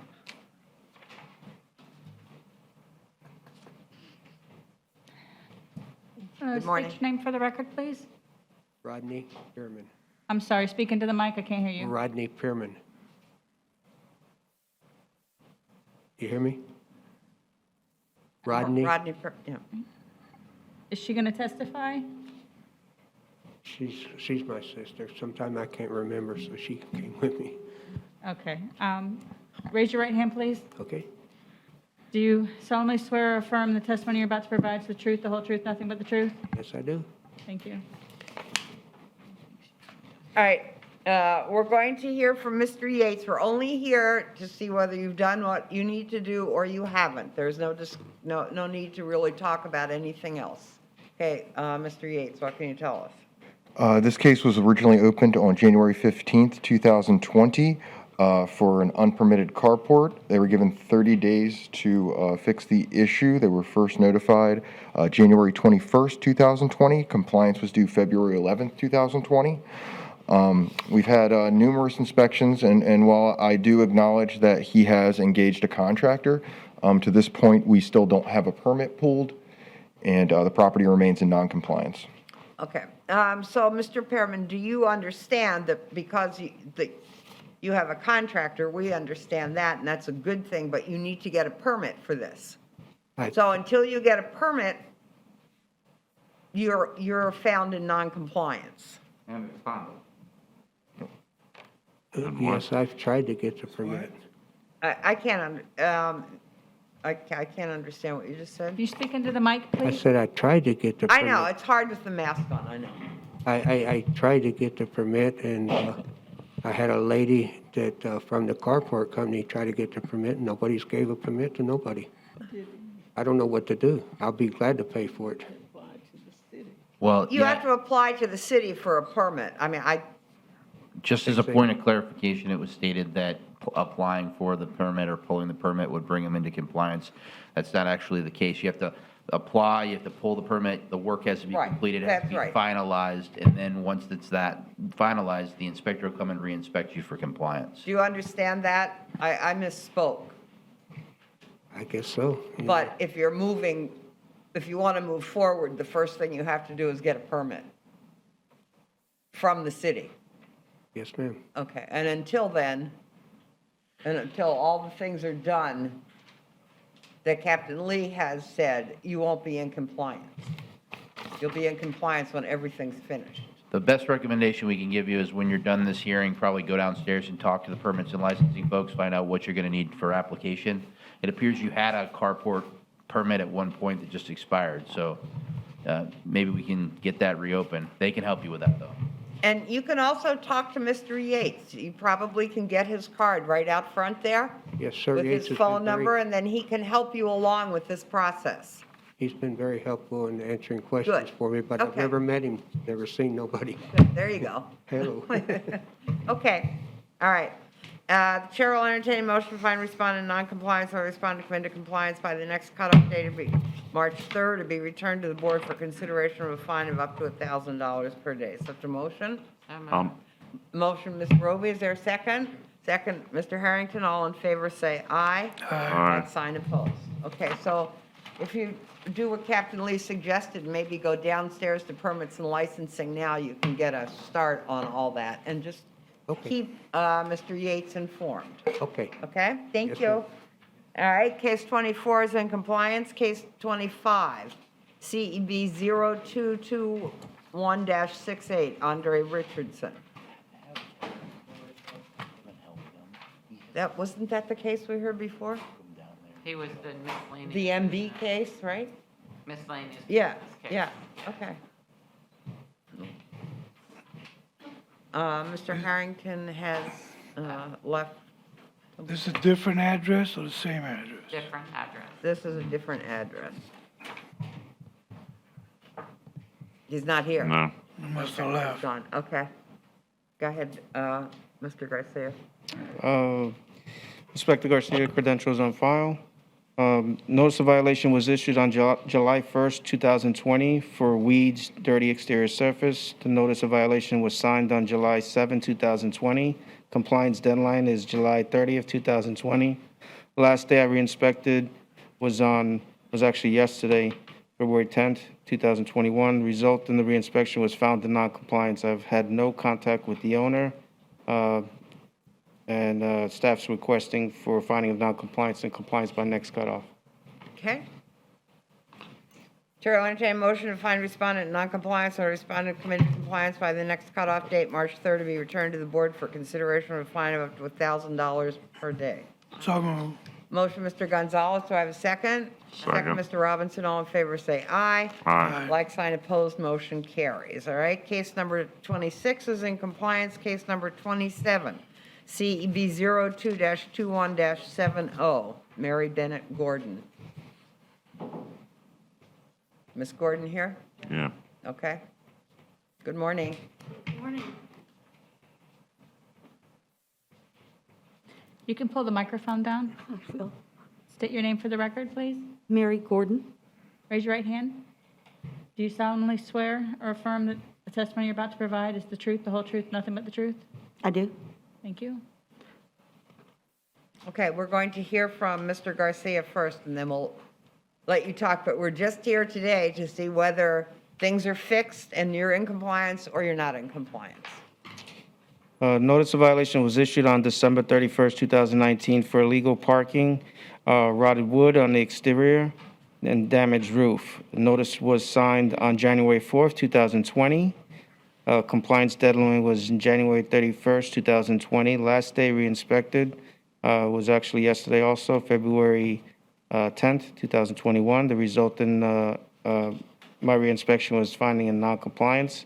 But I had contact with Mary Bennett on January 29th. And for the first time, and since I had contact with her, permits have been applied for and approved. And she had two, and one of them was issued, the one for the garage. So finding of non-compliance and compliance by next cutoff. Okay, that's good. We're glad to see that you're moving along on this. So we're only here today to see whether you're in compliance or not in compliance. And that's all we're finding today, nothing else, no fines, no nothing, okay? Right. So just Thank keep moving right straight forward like you're doing. That's a good thing, Will do. okay? Good. Chair will entertain a motion to find respondent in non-compliance or respondent committed compliance by the next cutoff date, March 3rd, to be returned to the board for consideration of a fine of up to $1,000 a day. So moved. Motion, Mr. Gonzalez, second. Second, Ms. Rubio, all in favor, say aye. Aye. Like sign opposed, motion carries. Okay, so see what you can get done next time, and when you come back next time, we'll go from there, okay? Thank you. Case number 28. CEB 022171, Daniel and Altamise Collins. Not here, no show. Okay? A notice of violation was issued on January 13, 2020 for parking on the grass, peeling paint, and damaged roof. Notice of violation was signed on January 27, 2020. The compliance deadline is on February 27, 2020. Last day I re-inspected it was on January 28, 2020, and notice of hearing was posted. Result in re-inspection finding is non-compliance. No permits had been applied for the roof. I have had no contact with the owner, and we're asking for a finding of non-compliance, compliance by next cutoff. Okay. Chair will entertain a motion to find respondent non-compliance or respondent to commit to compliance by the next cutoff date of March 3rd to be returned to the board for consideration of a fine of up to $1,000 a day. So moved. Mr. Gonzalez, motion. Mr. Robinson, second. All in favor, say aye. Aye. Like sign opposed, motion carries. Case number 29 CEB 022172, Leonard Richford, Michigan Avenue. Good morning. Good morning. State your name for the record, please. Leonard Richford. Raise your right hand. Do you solemnly swear or affirm the testimony you're about to provide is the truth, the whole truth, nothing but the truth? I do. Thank you. Okay, Mr. Garcia, what can you tell us? The notice of violation was issued on December 9, 2019 for outside storage, parking on the grass, trash, debris, dilapidated fence, junk vehicle, dirt and grime, mold, mildew, peeling paint, and missing soffits, and rubbish. Notice was signed on December 16, 2019. Compliance deadline is January 16, 2020. Last day re-inspected was January 29, 2021. The result in my re-inspection was finding a non-compliance. I have had no recent contact with the owner, and this was generated by the Rule of 6. The finding and asking to be fined in non-compliance, compliance by next cutoff. All right, Mr. Richford, we're here today just to see whether you're in compliance or you're not in compliance. These pictures make it pretty clear that you're not in compliance. We're, in this case, that's our only ruling today. There aren't really any other rulings. Is there a reason that you haven't taken care of this for over a year? Well, some of it has been taken care of, but they don't take pictures of it. For example, they said the house. Did you contact Mr. Garcia? Yes. And he came out and took pictures? I have no idea. I'm telling you the facts. He called and said they told me I had to have the house cleaned. I had both houses cleaned. This property was pressure washed. I have a receipt from the company that came and did it. As you can see, the pictures, it isn't cleaned. Why? Because the pictures that were taken after it was done are never presented. Only the bad side is shown. I have called the tow company to come get the vehicles off the property, which were registered and insured, both vehicles, and the tow company hasn't shown up yet. That's something I'm handling. Okay. As far as the grass Okay, cutting. so there are some things that are in compliance and some things that aren't. Mr. Garcia, when was the last time you were out there? This one says January 29, 2021. January 29th. Can you tell me what is in compliance? Is there anything in compliance? The last time I was there, the trailer is still there. I did not see, I didn't walk back behind his property to verify if he had proper tags on either the vehicle or the trailer. There is some outside storage in the front. If you go to a couple of the pictures, there's all this leaning against the exterior is all still there. There's even some lamps still there on the floor. Peeling paint. He did pressure clean. He is correct about the building adjacent to him is his. I cited that one also for the same. So he worked on one and now is working on this one. It's a very slow process, but it's still in non-compliance. Okay. The bottom line, sir, is that this property is in non-compliance. You haven't fixed all of the things that are on this list. Do I have to go to the police department to get that squared away? Why would you have to go to the police Because department? the 147 Michigan Ave has homeless people that have taken over the property. and Well, they've I given them can't rights. advise you what to do, but that doesn't seem like, that seems like maybe something you'd want to I did. contact. I shut them the water about. off Okay, on the we can't- property and they threatened to arrest We me. have no jurisdiction in that, for that. Yeah, I understand, but also remember I'm barred from going on the property. Okay, but you're what? I'm barred from going on the property without 24 hours notice to the Who's homeless. who's The barring police you from came to doing the that? home. I called the police to have them evicted, I shut the water off on 147 and they Okay, turned that around and told me I You're getting can't into do it. issues that we can't advise you about. Okay. That you probably should talk to an attorney about. I did, $15,000 worth, Well, what they want. But I- that's okay, it's not your problem. Just please Yeah, tell me I'm what I sorry, need it's to do. not- I'm is working not- on it. There's nothing I we believe can do Mr. about it. Garcia is his name. Today, sir, we're here to determine whether you're in compliance. I'm not. Okay, there you go. You And that's know what? all I we're know it. doing today. Mm-hmm. And the other problems you mentioned, you'll have to take care of through some other avenue, but code board isn't one of them. Okay, well, they're telling me the fence is, he's mentioned the The fence, what? the fence is illegal?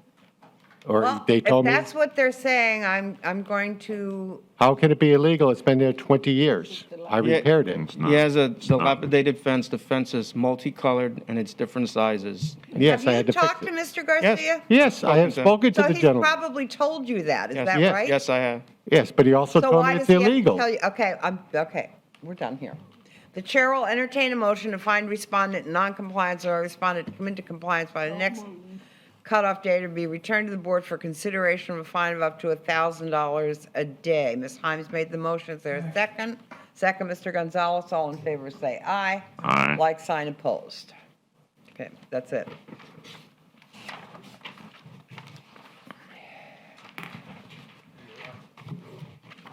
Okay, case 31, this is Roosevelt, Mr. Roosevelt Butler. Case number 31, CEB 022115, Anthony LaVersha. Probably saying it wrong, is he here? Yeah, it's coming.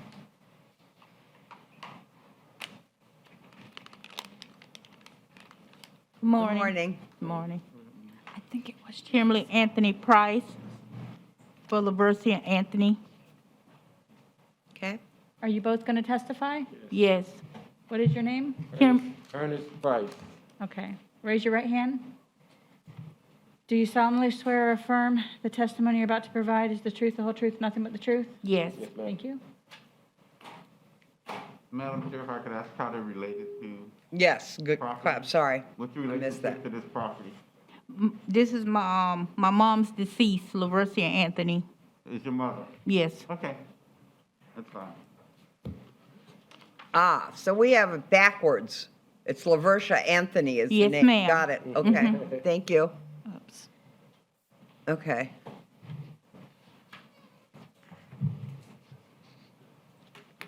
All right, so you understand, the only thing we're doing today is determining whether the problems are fixed or they're not fixed. That's it. Okay. Okay?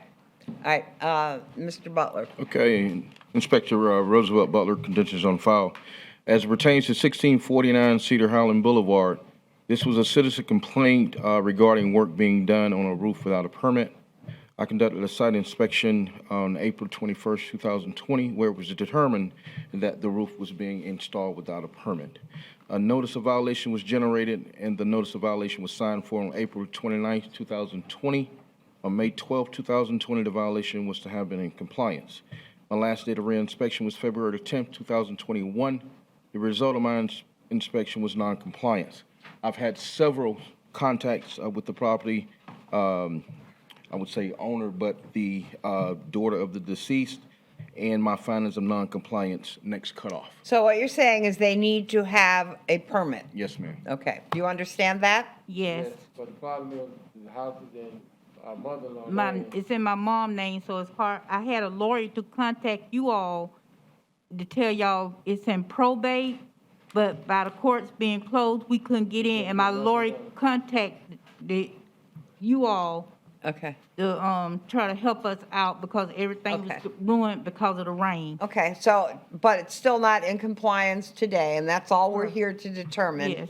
And then if you have to come back, because it, you know, it's, the probate's doing, so you'll get to tell us that next time, okay? Okay. All right. All right, thank you. Thank All right, Chair will entertain a motion to find respondent non-compliance, or respondent committed compliance by the next cutoff date, March 3rd, to be returned to the board for consideration of fine of up to $1,000 per day.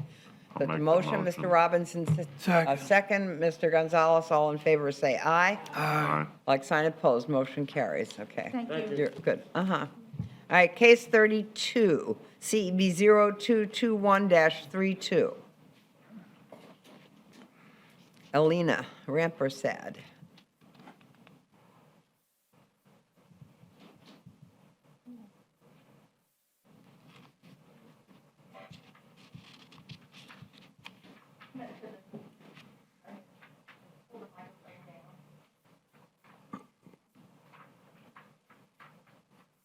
You state your name for the record, please? Excuse me? State your name for the record, please. My name, my name is Elena Rampasad. Raise your right hand. Do you solemnly swear or affirm the testimony you're about to provide is the truth, the whole truth, nothing but the truth? Yes, I do. Thank you. Okay, good morning. We're going to let Mr. Butler tell us what's going on with the property, and then I'll explain to you what we're doing at this meeting, okay? Okay. Okay, as it pertains to 119 Azalea, it was a citizen complaint.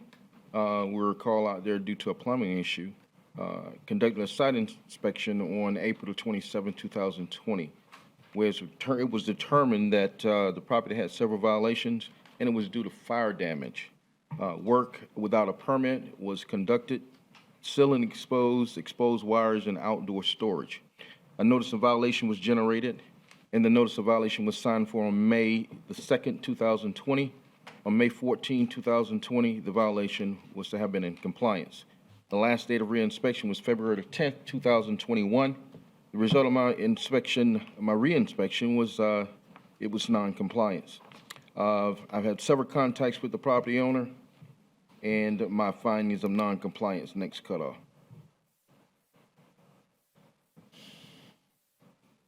Okay. Ms. Rampersad, you've been in contact with Mr. Butler, so you know what you need to do, understand what you need to do to get your property into compliance, to make things right? They make me they told me to take down my fence. I took it down. What else they want? I don't know. Well, okay, if you don't know, then you need to ask Mr. Butler, and he will tell you. And if you can't talk to him right this minute, or you can't wait for him, you can get a card and you can call him and ask him. Right now, what he's telling us and what we see from the pictures is that these things aren't fixed that need to be fixed, and you don't have permits and you don't have other things. So the only thing we're doing today is trying to determine whether you fixed these things or you haven't, and it looks like you haven't done it to the satisfaction of the city. So that's all there is to it. You need to get in touch with Mr. Butler. We can't tell you what to do. Well, they told me to get permit and I got the permit now. Okay, but that's one of the things. Yeah. Okay, that's good. So make sure you talk to him and find out what needs to be done, but the work isn't finished yet. The work has to be finished. It's not just getting the permits. Work It's getting. is finished. I don't know what they complain Well, about. then, excuse me, then you need to, I'll tell you again, you need to talk to Mr. Butler. Who And is find Mr. out. Butler? That's Mr. Butler right there. Okay. So you need to talk to him. There's a card out front that you can call him if you can't talk to him right now. He's got a few more cases to do. I won't talk to him right now because, you know. Well, you can talk to him right now, but you might have to wait for him for a few minutes. Okay. Because he has other cases to present here. Okay. Okay, good.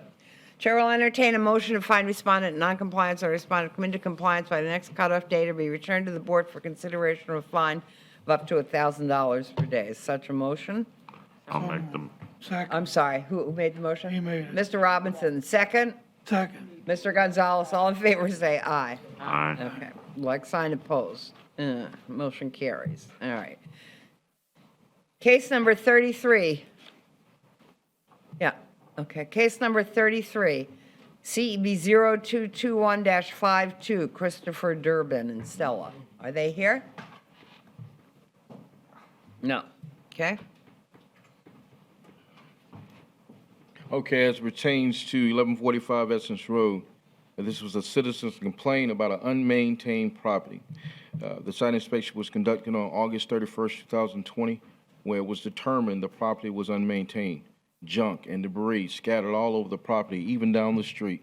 A notice of violation was generated, and the notice of violation was signed for on September the 8th, 2020. On September the 15th, 2020, the violation was to have been in compliance. The last date of reinspection was February the 10th, 2021. And as you can see with the pictures I took on yesterday, they have begun to clean some of the stuff up, but the result of my inspection was non-compliance. Okay. I've had several contacts with this property owner, the findings of non-compliance. Next cutoff. Okay.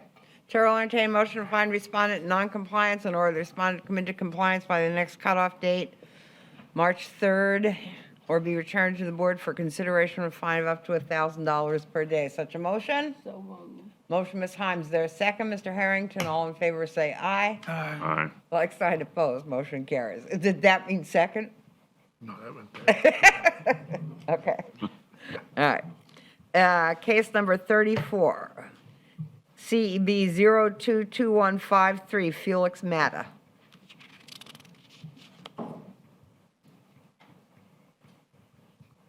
Good morning. Morning. State your name for the record, please. Felix Mata. Raise your right hand. Do you solemnly swear or affirm the testimony you're about to provide is the truth, the whole truth, nothing but the truth? Yes, I do. Thank you. Okay, we're going to hear from Mr. Butler first. You understand why you're here, to either that violations are fixed or they're not fixed. That's all we're deciding today, okay? All right, Mr. Butler. As it pertains to 124 Azalea, this property was field generated. A site inspection was conducted on February 24th, 2020, where it was determined the property was unmaintained with a damaged roof. A notice of violation was generated, and the notice of violation was signed for on June 22nd, 2020. On July 20th, 2020, the violation was to be in compliance. My last date of reinspection was February 10th, 2021. The result of my reinspection was noncompliance. I've had contact with the property owner. My findings of noncompliance next cutoff. All right, so have you done any of these things you've been asked to do, Mr. Matta? Well, there's two organizations helping me, and they came on Monday and took pictures of the roof and everything else. Mm-hmm. And they're going to send the pictures to Tallahassee to see, you know, if they could start the process. Okay. All right, but you're still not in compliance, and that's the only thing we're here for today, is Right. have you cleaned up the property? Yes, I have. Okay, all right, good, that's good. So that part of it's taken care of. So we're just here today. I mean, we can't. Well, I'd like to say one other thing, if I can. Okay.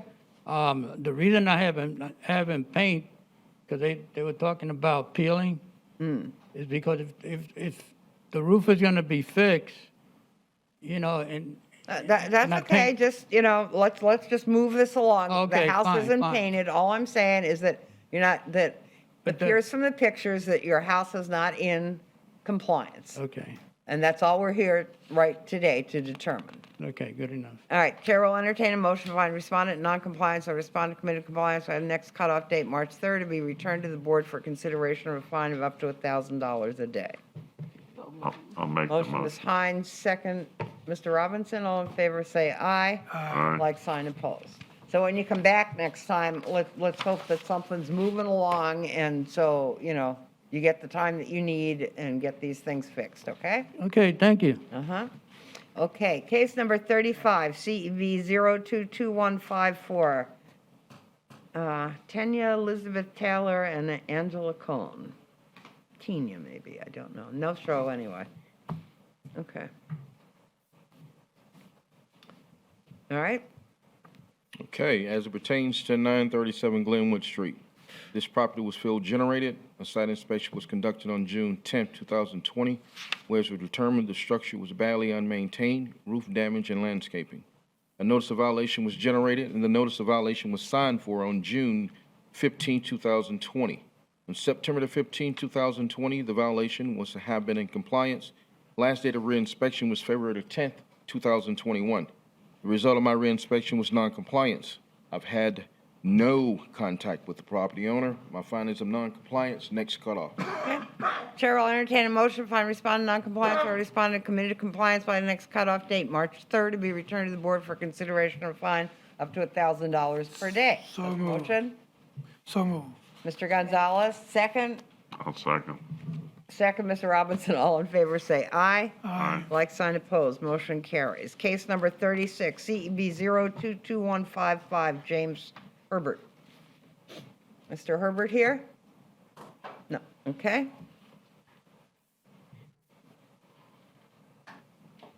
Mr. Butler. Okay, as it pertains to 882 West Coquina Drive, This case was field generated. A site inspection was conducted on October the 12th, 2020, where it was determined the property has several violations: overgrown landscaping, damaged garage door, and dirt and grime and roof, which is the fascia. A notice of violation was generated, and the notice of violation was signed for on October the 27th, 2020. On December the 8th, 2020, the violation was to have been in compliance. The last date of reinspection was February the 10th, 2021. The result of my reinspection was non-compliance. I've had no contact with the property owner. My findings of non-compliance, next cutoff. Chair will entertain a motion to find respondent in non-compliance or respondent committed compliance by the next cutoff date, March 3rd, to be returned to the board for consideration of fine of up to $1,000 per day. So moved. Move, Mr. Robinson, second, Mr. Gonzalez. All in favor, say aye. Aye. Like sign opposed, motion carries. Case 37, CEB 022117, Constant Harris.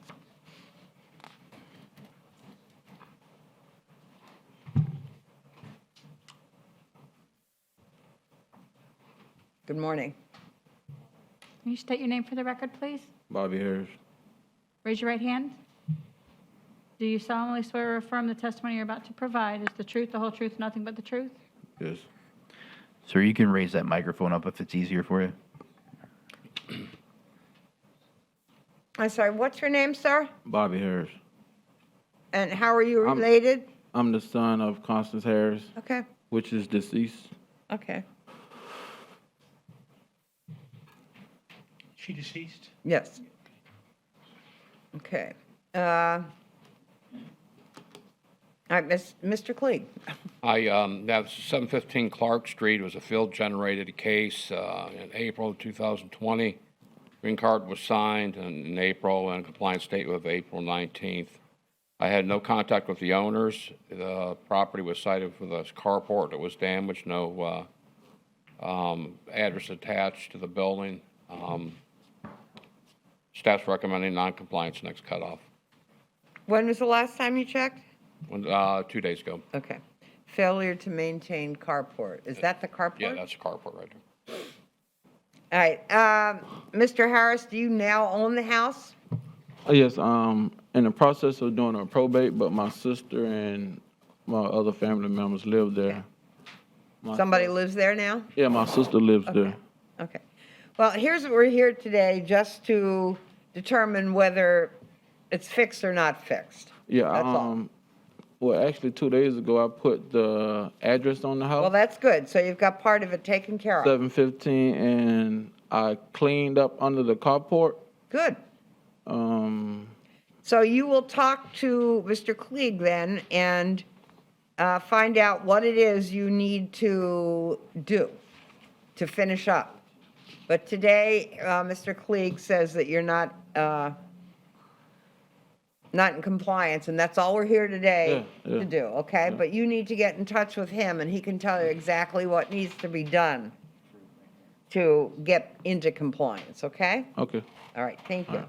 All right, Chair will entertain motion to find respondent non-compliance or respondent to come into compliance by the next cutoff date to be returned to the board for consideration of a fine of up to $1,000 per day. The next cutoff date is March 3rd. Is there such a motion? So moved.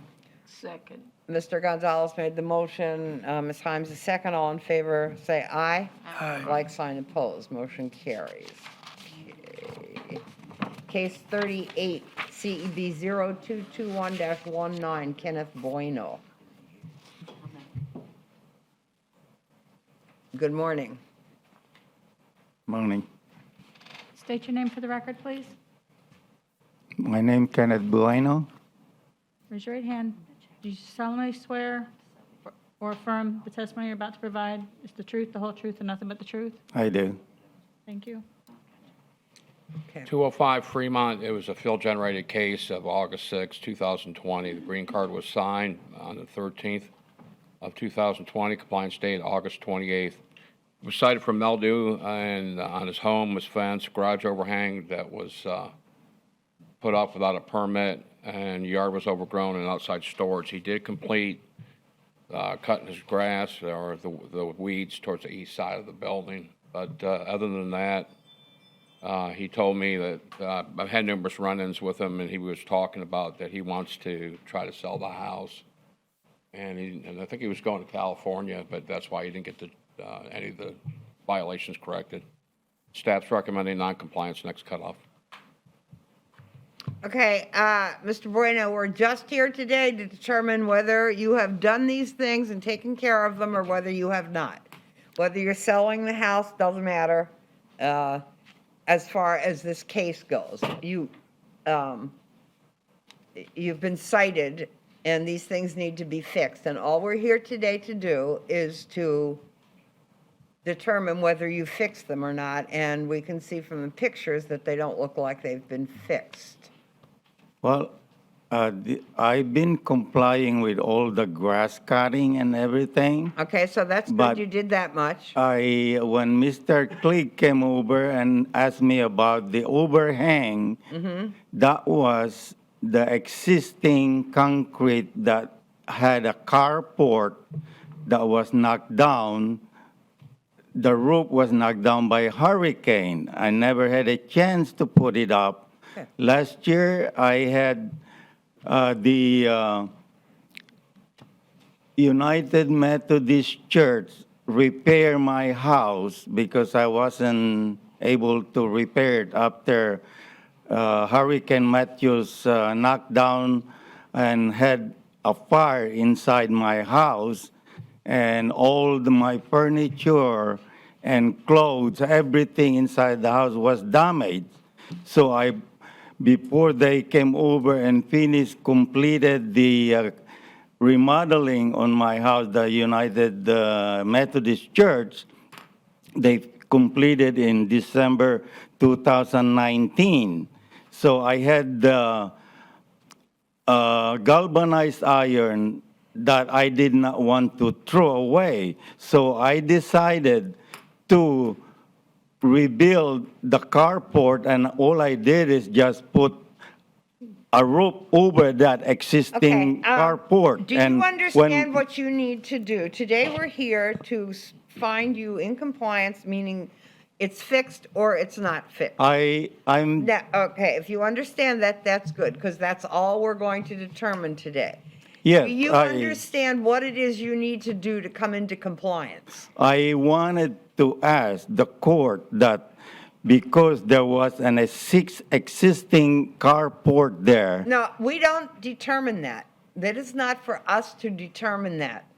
Mr. Clegg can tell you what you need to do to bring your property into compliance. We don't make the rules for permits and licensing or for any of the boards. I thought that I came here because of the overhang Whatever, it's not, that it was not permitted. well, if it's not, then something else needs to be done so you can fix that, so you have to talk to Mr. Clegg. Have you talked to Mr. Clegg?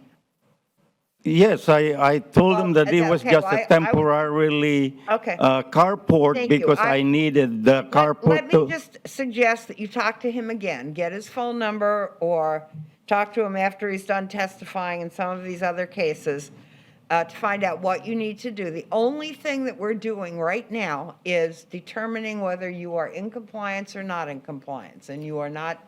I'm always complying anything that Mr. Clegg asked me to do. Okay, good. Then you'll have 30 days to come into full compliance, and that'll be fine, and we won't have to see you again. What about the No, overhang that stop. you wanted to? Look, this Okay. conversation's finished. You need to talk to Mr. Clegg. We can't advise you what to I'll do. get with you in a second. He will get with you and do that, okay? Okay, thank All you right. very much. Okay.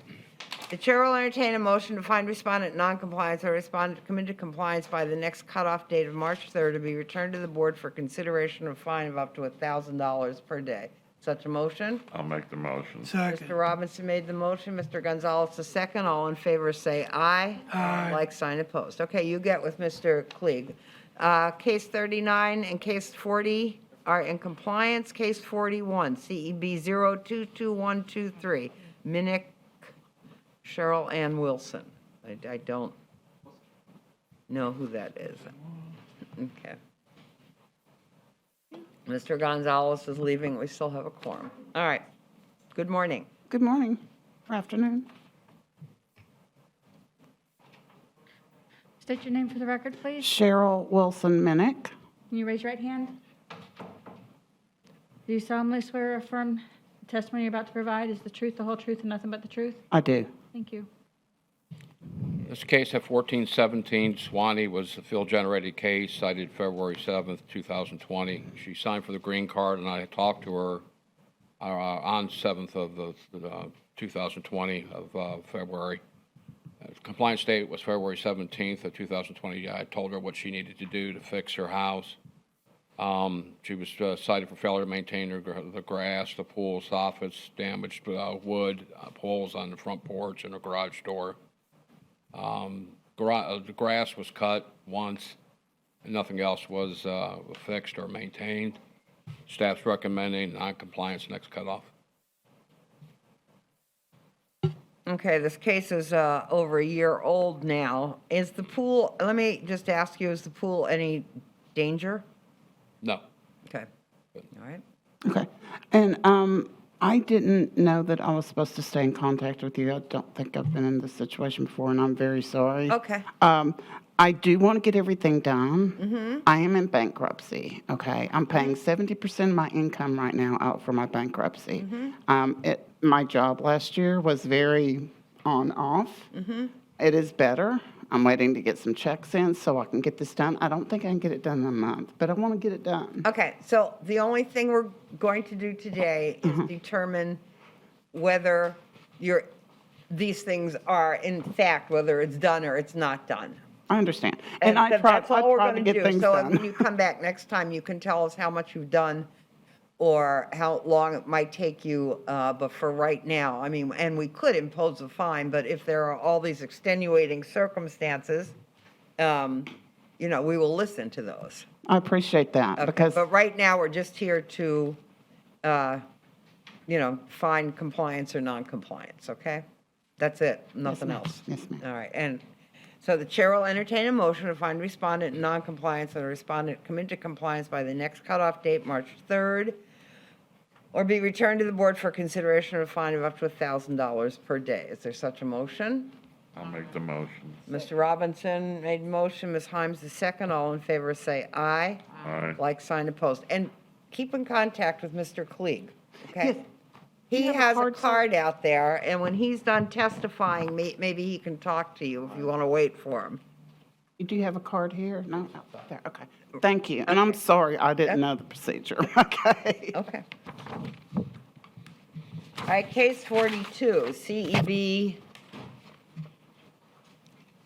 022124, Patricia Hurd.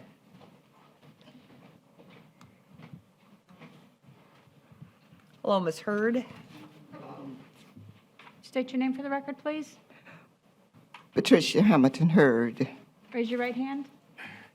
Do you solemnly swear or affirm the testimony you're about to provide is the truth, the whole truth, and nothing but the truth? I do. Thank you. Okay, we're going to let Mr. Klieg just say whether you're in compliance or not, and then, It was a complaint-driven case as non-compliance right now. I did find out as of the 9th of February, she did apply for a permit, and it's under review right now for the Okay. windows. I have it in my hand. oh, you have the permit now? Yes. Okay. So I'll just wait till it gets finalized, and then it should be. Okay, so it just needs to be finalized. It's final. So what we're doing, Yes. what we're doing today, it's not final yet, so you're in non-compliance, but you have time to get into compliance, so you don't have to come back, right? But today, we're just compliance or non-compliance, and you're not quite in compliance yet, but we're giving you till the next cutoff date, which is March 3rd. We probably will do that. We have to vote to do that, but we're probably going to do that, okay? You have to let him know. And please call, Mr. Klieg, when that happens, when everything's May I all see done. him Let before I him know, leave? so he can put you into compliance. Okay? Okay. All right, good. Chair will entertain a motion to find respondent non-compliance or respondent to come into compliance by the next cutoff date or be returned to the board for consideration of a fine of up to $1,000 per day. Such a motion? So moved. Motion, Mr. Gonzalez, second, Ms. Himes. All in favor say aye. Like sign opposed, motion carries. Okay, case 43 is in compliance. Case 44, CEB 022157. I'm sorry, case 43, I believe, is one of the continued cases. Oh, I'm sorry, that was one of the continued cases, and we already voted on that. That's right, okay.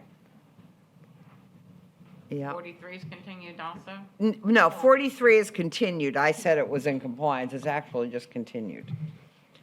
And we voted on that in the beginning, so it's all taken care of.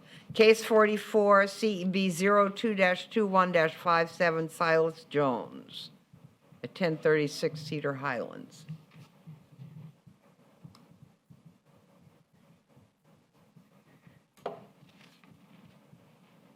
Good morning. Good morning. Can you state your name for the record, please? Carol L. Jones. Raise your right hand. Raise your right hand. Do you solemnly swear or affirm the testimony you're about to provide is the truth, the whole truth, and nothing but the truth? Yes, I do. Thank you.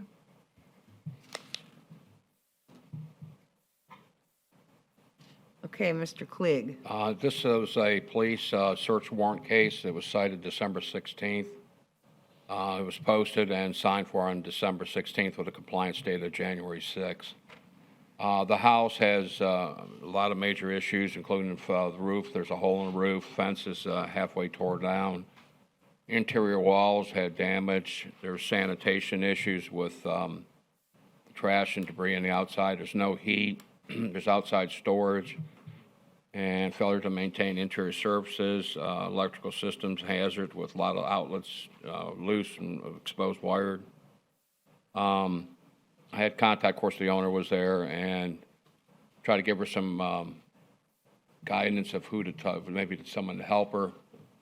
And right now, it's not. We recommend it's non-compliance, next cutoff. Is there anything dangerous about this? Is someone living there? Yes, her and her brother, I believe it is. Okay. Is there anything dangerous there that shouldn't be allowed? I mean, It's not a life safety issue other than. a life safety issue is what the word I was looking for. There is a law, we can't verify, but it was a That's not black true. substance that looked like mold. It's hard to breathe in there. But the roof had a hole in it, but it was not in danger of collapse. And what about the electric? That was in two rooms that there was really no access to, but it was, I think her brother told me there was no, that outlet right there, he said there's no power to it, but I just couldn't verify it because of the activity in there. All right, Ms. Jones, I'm going to say something before I let you speak. We're only here today to see whether or not your house is in compliance or not in compliance. Yes, These ma'am. pictures are pretty clear that the house is not in compliance. And I don't, it's hard to look at these pictures, for me, to look at these pictures and to know that you live there. My house is not that bad. Well, the pictures It has indicate, begun to get the work done. pictures indicate that it is. And all I'm here today is, all we're going to do today is you're either in compliance or you're not in compliance, and that's all. Okay, I'm not in compliance. No. Move the question. Go ahead, Mr. Harrington. She won't let me talk. Oh, you moved the question? Okay. All right, Mr. Harrington's moved the question. I do want to remind you to stay in touch with Mr. Cleek so he can guide you in this process of getting these things squared away. What are you shaking your head no about? Because when I called him, he told me that I need to go and see if I can get some help from churches to help get my roof fixed. But me and my brother are disabled. My mom and dad is passed. Mm-hmm. Okay. All right, well, the house is not in compliance, but please try and stay in touch with Mr. Cleek. I can't advise you to do any more than that, because he can tell you what you need to do, and I can't. Chair will entertain a motion to find respondent non-compliance or respondent to come into compliance by the next cutoff date, March 3rd, to be returned to the board for consideration of a fine of up to $1,000 per day. There's such a motion? So moved. Motion, Ms. Himes, second. Second. Second, Ms. Gonzalez, all in favor, say aye. Aye. Like sign opposed, motion carries. Move for a break, please. All right, we'll take a 5-minute break right now because I think we're going to get through this. I actually think we're going to get through this before noontime, so. Come back to order. We're just going to start with case 45, CEB 022149, Harold Bird, Nancy Bird. Yeah, we're in order. Good, We're always in order. good, Okay. that's good. Good morning, Mr. John Stenson. Stinson, Code Inspector with City Qualification on file. This case started as a rule of 6. There's been no contact with the property owner. The property was posted on 3 June 2020. Still no contact. The last reinspection of the property was on 2/9/21. All violations still exist. Asking for non-compliance, compliance, next cutoff. Okay. Chair will entertain a motion to find respondent non-compliance or respondent come into compliance by the next cutoff date, March 3rd, to be returned to the board for consideration of fine of up to $1,000 per day. So, second. All right, motion, Mr. Harrington, second, Mr. Gonzalez. All in favor, say aye. Aye. Like sign opposed, motion carries. Okay, case 46 is continued. Case 47 is in compliance. Case 48, CEB 022158, Marilyn Fields. And that's still Mr. Stenson. Ms. Fields here? Good morning. State your name for the record, please. Marilyn Fields, Dunbar. Raise your right hand. Do you solemnly swear or affirm the testimony you're about to provide is the truth, the whole truth, nothing but the truth? Yes. Thank you. Okay, we're going to let Mr. Stenson talk, and then I'll explain what we're going to do, okay? What we're here to do. Okay, good morning. This case began as a rule of 6 case. A site inspection was performed on 2 January 2020. The property was posted on 2 November 2020. The compliance date was on 15 December. Multiple re-inspections, the last being yesterday. The property remains in non-compliance. I've had no contact with the property owner. We're asking for non-compliance, compliance by next cutoff. Okay. All right, so today, Ms. Fields, do we have, did I see pictures or did I just miss them? Yeah, but yeah. 16 Cassie. Oh, yeah, it was up there. Wasn't it up there? All right. Anyway, Ms. Fields, today we're here to determine whether you're in compliance or you're not in compliance. That's it, nothing else. Mr.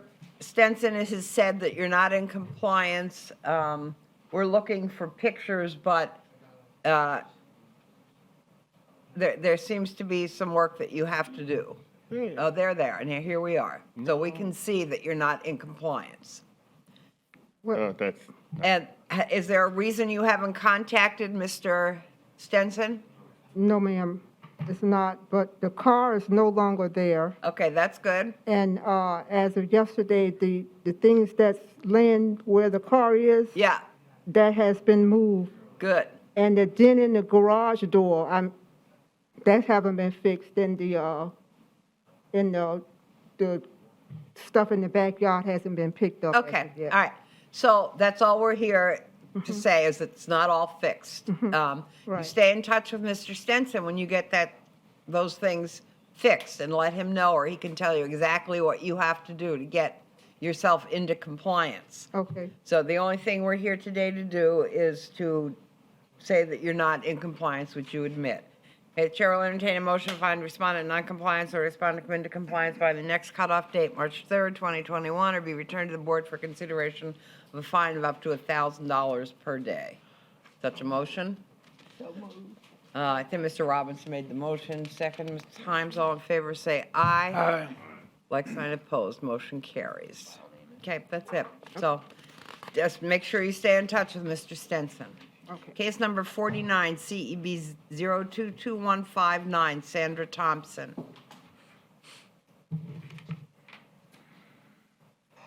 941 Kathy Street. Good morning. Good morning. State your name for the record, please. My name is Cynthia Garrett. I am the daughter of Sandra Thomas. I'm sorry, could you say that again? My name is Cynthia Garrett. I am the daughter of Sandra Thomas. All right, Ms. Garrett. Okay, is everybody going to testify? No, ma'am. No, okay. Raise your right hand. Yes, ma'am. Do you solemnly swear or affirm the testimony you're about to provide is the truth, the whole truth, and nothing but the truth? Yes, ma'am. Thank you. Good morning, John Good morning. Benson, Code Inspector with the city. This case was complaint-driven. A site inspection was performed on 25 June. The notice of violation was received and signed for on 6 July 2020. Compliance due by 17 August. There was contact made with the owner, referred to the daughter, who communicated with me through email. We spoke once through the email, haven't had any more contact since then. There have been 7 re-inspections. The last re-inspection was performed yesterday. The property remains in non-compliance on all cited violations. Okay, the only reason we're here today, Ms. Garrett, is to determine whether you fixed the things on this list or they haven't fixed. Is someone living in there? No, ma'am. The house is vacant. And who owns the house? My mother owns the house. It was my grandfather's house originally, and now my mother owns the house. But she doesn't live there? She does. We do not live in the area. That is correct.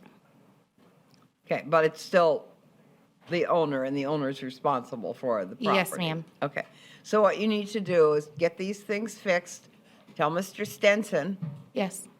Stay in touch with him. So he can tell you exactly what you need to do. Yes. To come into compliance. Yes, ma'am. We went ahead and applied for the permit today, took advantage of that time while we were here. Okay, good. To go ahead and start the. Good, that's terrific. Okay. That's good progress. Okay. Chair will entertain a motion to find respondent in noncompliance or respondent come into compliance by the next cutoff date, March 3rd, will be returned to the board for consideration of fine of up to $1,000 per day. Such a motion? So moved by Ms. Roby, first by Ms. Roby, second? Second, Ms. Himes, all in favor, say aye. Aye. Motion passes. I'm kind of getting loopy here. All right, okay, case number 50, CEB, that's it. So you just stay in touch with Mr. Stenson, okay? Yes, ma'am.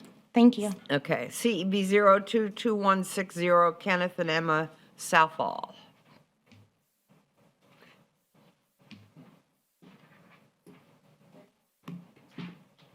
Good morning. Good morning. State your name for the record. Kenneth Southall. Raise your right hand. Do you solemnly swear or affirm the testimony you're about to provide is the truth, the whole truth, nothing but the truth? Yes, I do. Thank you. All right, we're going to let Mr. Stenson tell us what's going on, and then we'll give you a chance to talk. Madam Chair, to show who the relationship to the property? Yeah, true. Are you, he's Kenneth, he's an owner. I'm the owner. Kenneth, I'm the he's an owner. Yeah. All right. Okay. Good morning, John Stinson, Code Inspector with the city. This case is a field-generated case. The site inspection was performed on 19 August 2020.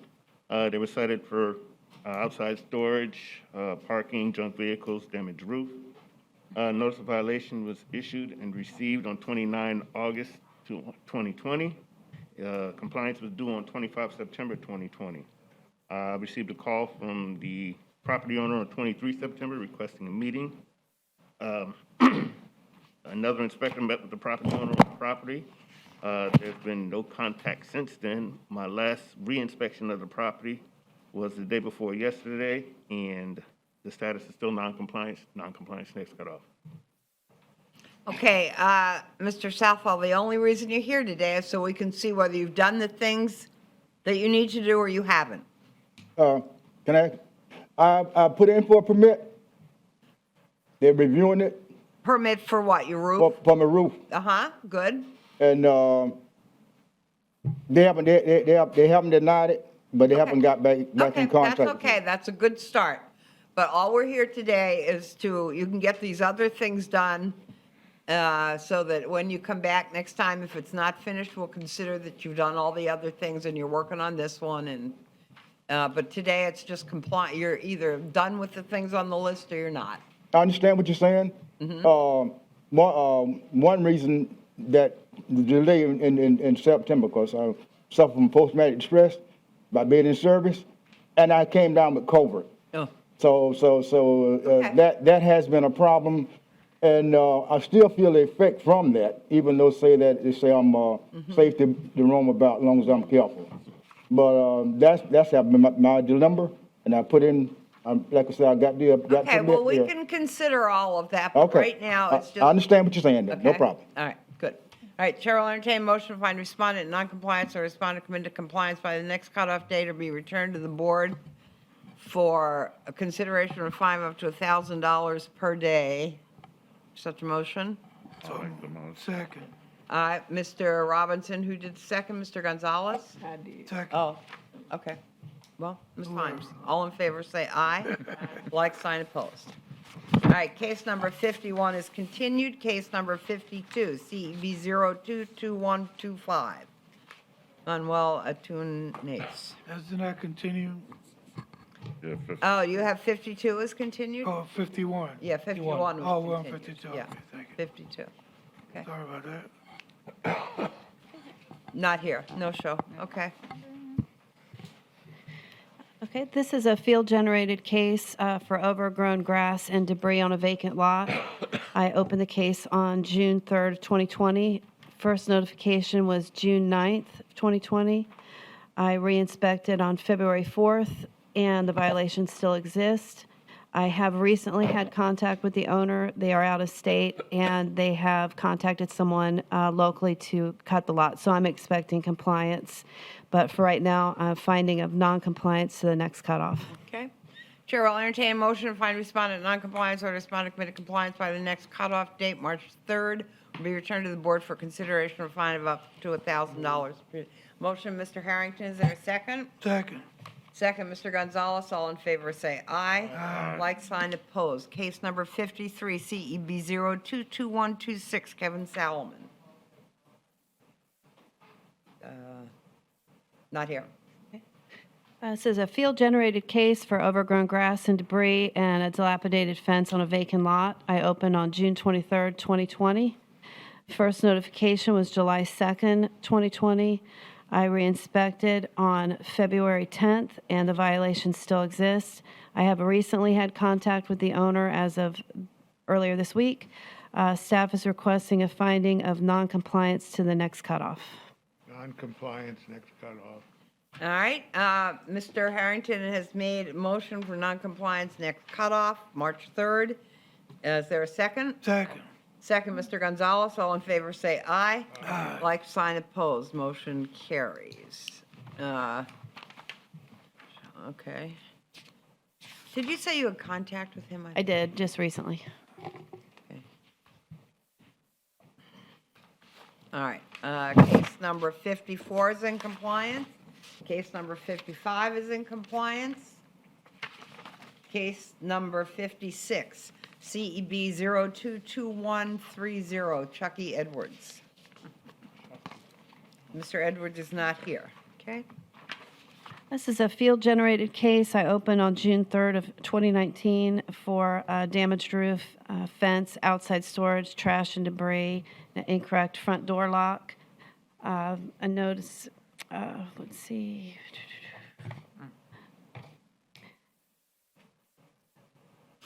First notification was February 28th of 2020.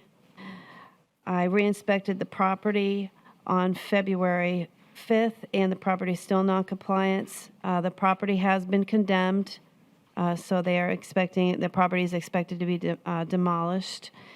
Staff is requesting a finding of non-compliance and compliance by the next cutoff. Next cutoff. Anybody live there? Yes. Wow. Good one. Non-compliance, next cutoff. All right, Mr. Harrington has made a motion to find respondent in non-compliance and come into compliance by the next cutoff, March 3rd. Is there a second? Second. second Mr. Gonzalez. All in favor, say aye. Aye. Like sign opposed, motion carries. Case number 57 is in compliance. Case number 58, Andrew Phillips. Mr. Phillips here?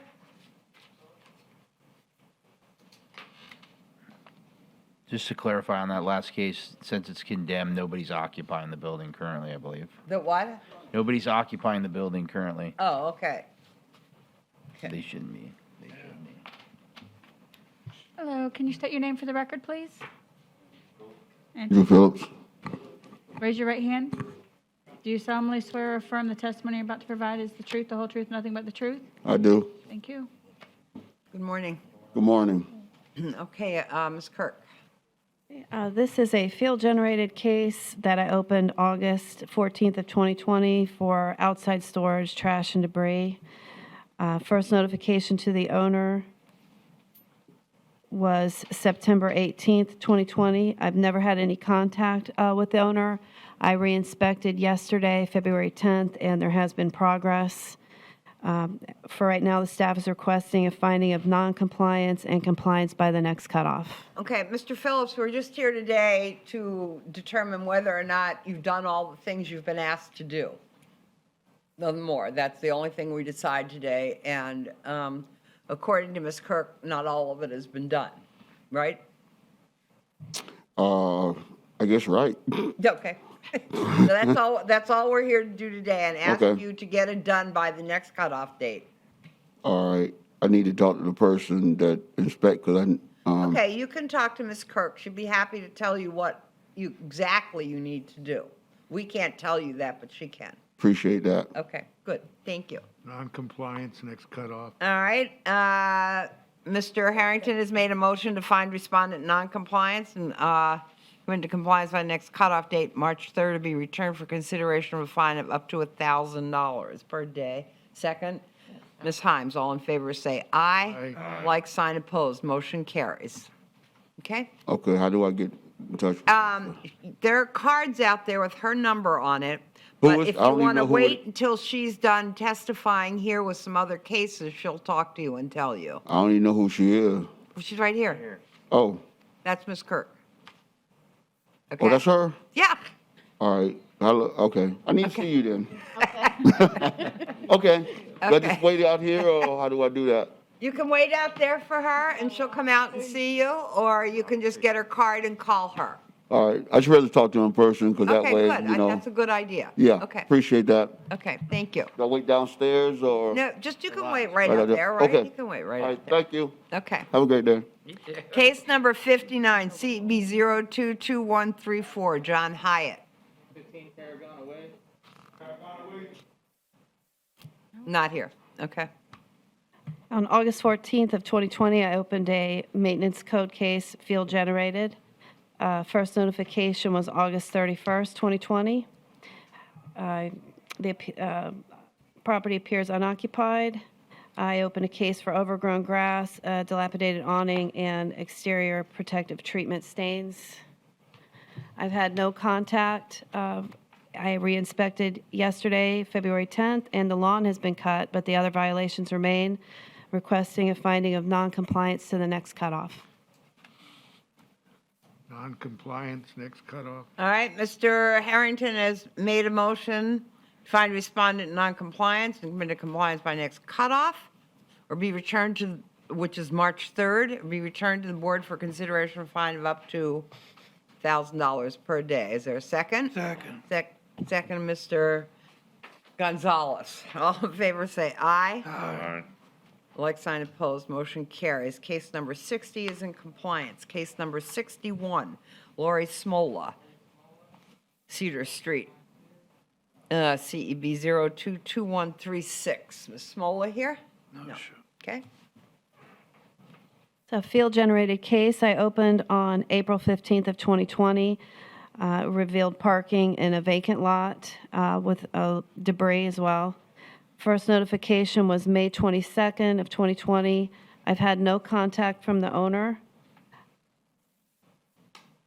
It is currently in compliance, so I'm requesting a finding of non-compliance compliance. So we'll find, Right. basically. Okay.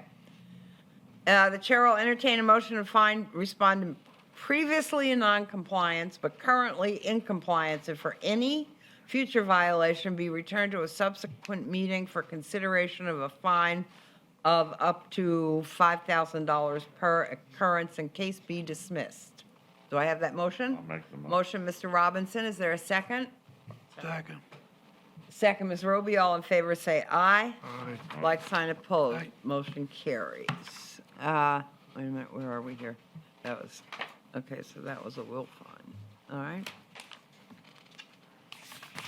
Case number 62, CEB 02-21-37. Virafan Ratanavong. Yeah, this case is a Zoom. Zoom, hello. Hi, good morning, board. Good job on the last name, by the way. Most people Yeah, butcher it. Okay. State your name for the record. I'm Anthony Ratanabong, owner of 634 El Dorado Street in Daytona Beach. Raise your right hand. Do you solemnly swear or affirm the testimony you're about to provide is the truth, the whole truth, nothing but the truth? I do. Thank you. Okay, we're going to hear from Ms. Kirk, and then I'll explain to you the only thing we're here to do today is, okay? Yes, ma'am. This is a complaint-generated case. I received the complaint on May 11th of 2020. First notification was May 15th, 2020. The property appeared occupied. I'm unsure now. This was taken yesterday. I re-inspected yesterday. The address numbers are now in compliance, but the windows are still not in compliance. I have had verbal contact with the owner on February 2nd, 2021 was the first time. He sent window invoices and stated he would have the address numbers displayed. As of yet, there's no permit on file for the windows. I'm recommending a finding of non-compliance, compliance by the next cutoff. Okay, the only thing we're here to do today is to determine whether you have come into In compliance or with all not. the Yes, ma'am. I've issues. been on the call since, from the beginning. What? I've been on and listening, so Okay, I've so heard. good. Thank you. I don't have to go through that. I am not in compliance. I have reached out and signed a contract with Abaco Windows in Holly Cool. Hill Okay. to get the windows. However, the only issue is they're saying that the lead time is around roughly 11 weeks, Yeah, which would not. well, we understand that happens, but Okay. we're going to probably find you in non-compliance, and then the next Yes, ma'am. time you come back, you can tell us how far along you've gotten or what's going on, or you can at least make sure you stay in touch with Ms. Kirk. Got it for 60, he says it's gonna be would it be better to give him 60 days? Do- We have enough cases in the next month. Do you think we need, We're not opposed to that, I don't think. okay, I don't think anybody's opposed to giving you 60 days, so, You said windows are the only thing left? yeah. Yes. Okay. Okay, so everybody, the chair will entertain a motion from respondent in non-compliance or respondent to come into compliance by the, it's the April cutoff date, which is 3/31. So it gives you a little bit more time, and you can just tell Ms. Kirk what's going on at that point. Will do. I'll continue to keep contact with her. Thank you. Okay, terrific. Appreciate it, board. Non-compliance, April cutoff. He already corrected that. That's correct, the missing address is correct. Non-compliance, April Be cutoff. returned to- Okay, so it's a compliance date of March 31st, and the meeting date is 4/8, okay? We have such a motion? Yeah, Mr. Harrington? Second. Second, Mr. Gonzalez. All in favor, say aye. Aye. Like sign opposed. Motion carries. Thank you very much. Thank you very much, guys. Have a good day. Bye-bye. Case number 63, CEB 022138, Larry Jean or Carla Howell. And Carla. No show, okay? This is a Rule of 6 case that I opened on February 14th of 2020 for a damaged rear fence and a boat parked in the driveway. First notification was March 4th, 2020. I re-inspected yesterday, February 10th. The violation still remained. I have had contact recently with the property owner, and I'm expecting compliance by the next cutoff. Okay. Non-compliance, next cutoff. All right, Mr. Harrington has made a motion to find respondent non-compliance, come into compliance by next cutoff, and be returned, which is March 3rd, to be returned to the board for consideration of a fine of up to $1,000 per day. Such a motion made by Mr. Harrington, second. I'll second. Second, Mr. Robinson, all in favor, say aye. Aye. Like sign opposed, motion carries. Case 64, CEB 022139, Mohammed Kazbaza. No show, okay? This was a case that was obtained during a code walk, November of 2019, November 6th of 2019. First notification was November 27th, 2019. The property was condemned on December 3rd, 2020. I re-inspected on February 10th, 2021. The property is still in non-compliance. I've had no contact with the owner, requesting a finding of non-compliance and compliance on the next cutoff. Okay, Chair will entertain a motion to find respondent non-compliance or respondent to come into compliance by the next cutoff date, March 3rd, or be returned to the board for consideration of a fine of up to $1,000 a day. Such a motion? So moved. Second. Motion, Mr. Robinson, second, Mr. Gonzalez. All in favor, say aye. Aye. Like sign opposed, motion carries. Case number 65, CEB 022140, Darrell Rice at 1144 Australia Avenue.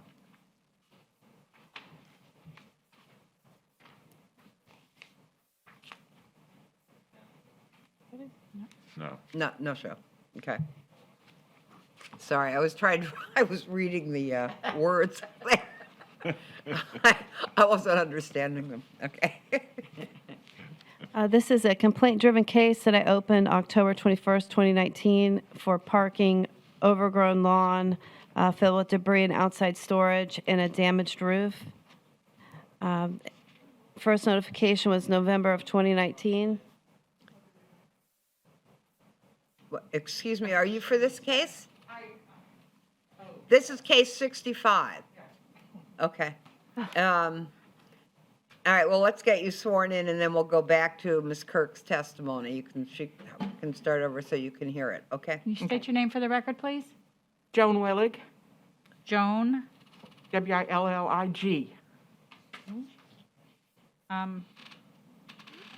Raise your right hand.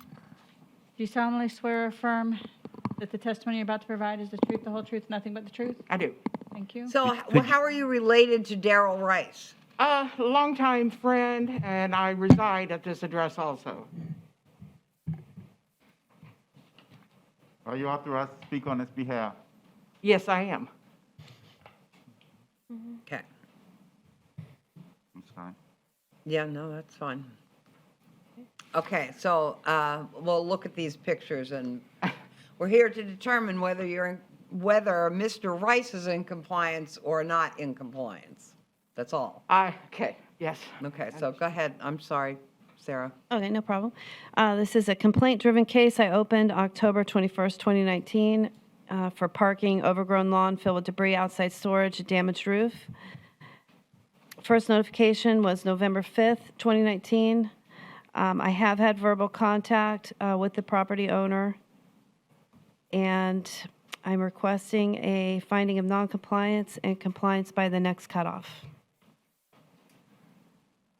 Okay, so we're just here today to see whether these things have been taken care of or not taken care of. They all have to be taken care of for you to come into, for us to find you in compliance. I understand. Okay. Is there anything you'd like to say? I don't. Yeah, we have been working very hard. Oh, good. My son has made a lot of improvements. Okay. The vehicle's been removed, and the outside storage is being removed. We have a storage unit rental now, so. Well, the owner's the one that's responsible, you realize Yeah, that? I do, Okay. of course. And for the roof and everything else. So he needs to stay in touch. You have talked to Mr. Rice? Yes, I have. Okay, he needs to stay in touch with Ms. Kirk. He will. Okay, good. Well, he's That- been in Ohio. He's got some medical issues. Okay, But all right. we're communicating and Good. filling and ready and able. Okay, because, a tarp roof is a little more involved than just getting Yeah. rid of some debris and Yeah, cutting I- the grass. Mhm. Okay. Chair will entertain a motion to find respondent non-compliance or respondent commit to compliance by the next cutoff date, March 3rd, to be returned to the board for consideration of fine of up to $1,000 per day. Such a motion? So moved. Motion, Ms. Himes, second. I'll second. Second, Mr. Robinson, all in favor, say aye. Aye. Like sign opposed, motion carries. Thank you. Uh-huh. Thank you very much. Case 66, CEB 022141, Caitlin Hartcom. Not here, no show.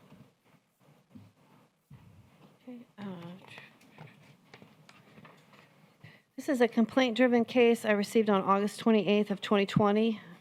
The case was open for working outside the scope of a home-based business, commercial vehicles parked throughout the day and night, business traffic in a residential zone, and storage of equipment.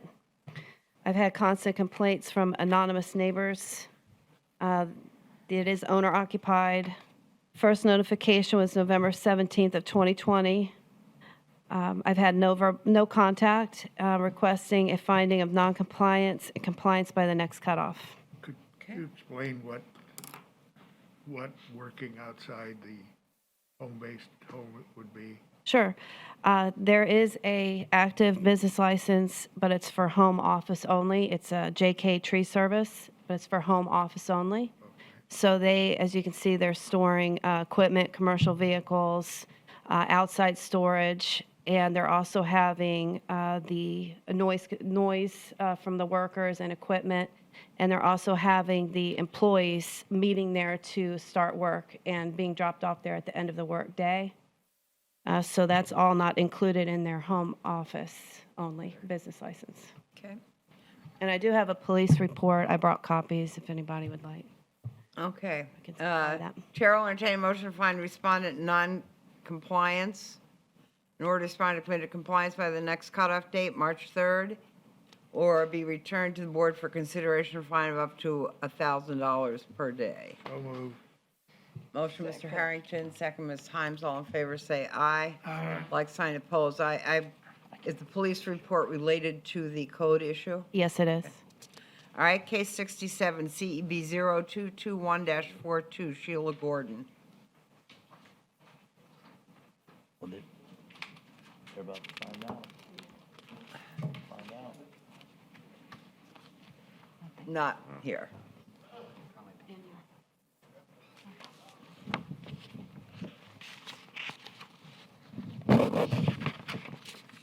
Okay, this is a complaint-generated case I received on April 6th of 2020 regarding constant traffic, drug prostitution activity at a vacant house. On April 8th, I opened a case for damaged roof, dirt and grime, damaged fence, and an unsecured vacant structure. The property is unoccupied. I had contact with the owner, and the property is on the trespass arrest program. First notification was May 6, 2020. I re-inspected the property on February 10th of 2021, and the property is in noncompliance. The owner did send paperwork from the Department of Economic Opportunities for assistance. I'm requesting a finding of noncompliance and compliance by the next cutoff. Okay. Chair will entertain a motion to find respondent non-compliance or respondent commit to compliance by the next cutoff date, March 3rd, or be returned to the board for consideration of a fine of up to $1,000 per day. Such a motion? Motion, Ms. Himes, there a second? Second. Roby? No, who? Give it to her. Okay, She Ms. gets to Roby. go. All in favor, say aye. Aye. Like sign opposed. So all this police activity, I mean, I guess, I mean, It has was- there been police activity? Not that I know of. I know that the neighbor across But they're- the street put in the They're complaint. putting in the complaint that Right. that's what's going on. And then the first notification to the owner did that was the only contact I had from her. She did Okay. contact me and say, and then I sent her the paperwork for the no You trespass. mentioned prostitution. How could you have that without the police verifying it? That was just what the complaint said That's a- when I received it. That, yeah, someone 'Cause complained. I That's what's wonder go- how but they're getting a grant. it's to not do that. occupied, correct? No, it's not occupied. It's just being used. When I first inspected, the rear door was ajar. Since then, it has been secured. Okay. So it has been, the house has been secured? Yes. Okay. All right. Case number 60. We have a motion and a second on that? Did I think we did. Motion, but we didn't vote. Okay, all right, all in favor say aye. Aye. Like sign opposed, motion carries. Okay, case number 68, CEV 022143, Albert Burton and Sharon Burton. No show. This is a case I obtained from a complaint from work being done without permits on February 7th of 2020. I opened a case for structural work being done without permits, broken windows, unsecured vacant property, damaged roof, overgrown lawn, missing doors, no address numbers, and exposed wood. The property is unoccupied. First notification was April 2nd, 2020. The property was also condemned that same month, April of 2020. There is a demo permit that was applied for on June 16th of 2020. The property, I inspected the property yesterday, February 10th, is still in non-compliance. I have had contact with the owner's son. The staff is requesting a finding of non-compliance and compliance by the next cutoff. Okay, how long are those permits good for? Well, that's a good question. Okay. So I received some new information early this week. The permit was expired. Yeah. The demolition permit was expired. It expired on January 30th of 21.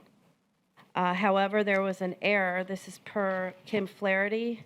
There was an error on the city's website that when the owner printed the permit, he's out of state, it gave him 180 days till the permit expired. Okay. And it was an error on the city's website that Ms. Flaherty recognized.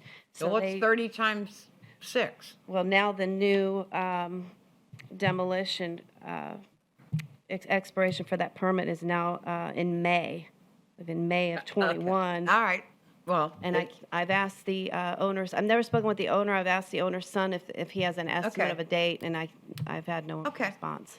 Okay. Chair will entertain a motion to find respondent non-compliance or respondent come into compliance by the next cutoff date to be returned, March 3rd, to be returned to the board for consideration of fine of up to $1,000 per day. So moved. motion. Mr. Harrington made the motion, second. Ms. Himes, all in favor, say aye. Aye. Like Discuss sign them. opposed. What? Can we discuss something first? Sure. Should we just, can the owner say he was misinformed? Is it better for us to just say, give him till May? It doesn't, no. So we No. don't have to I mean, I don't think we have to do that. If Yeah. they've given them to May, then that's what we go by. You don't have to do that, and that's a separate issue that's outside of the purview of what you guys are dealing with Right. anyways. We can report back on progress next Right. month like we would normally in a case and see what kind of progress they're making. Our program is intended to run parallel to that program, because if somebody's not doing what they need to do, like showing up at a hearing, that's when you guys could decide to impose a fine down the road if they're not doing the parts that they need to do. Even if they have until May on the permit, doesn't change the fact that the work needs to be done. Okay. Okay. All right, case 69, CEB 022144, Keith Thomas.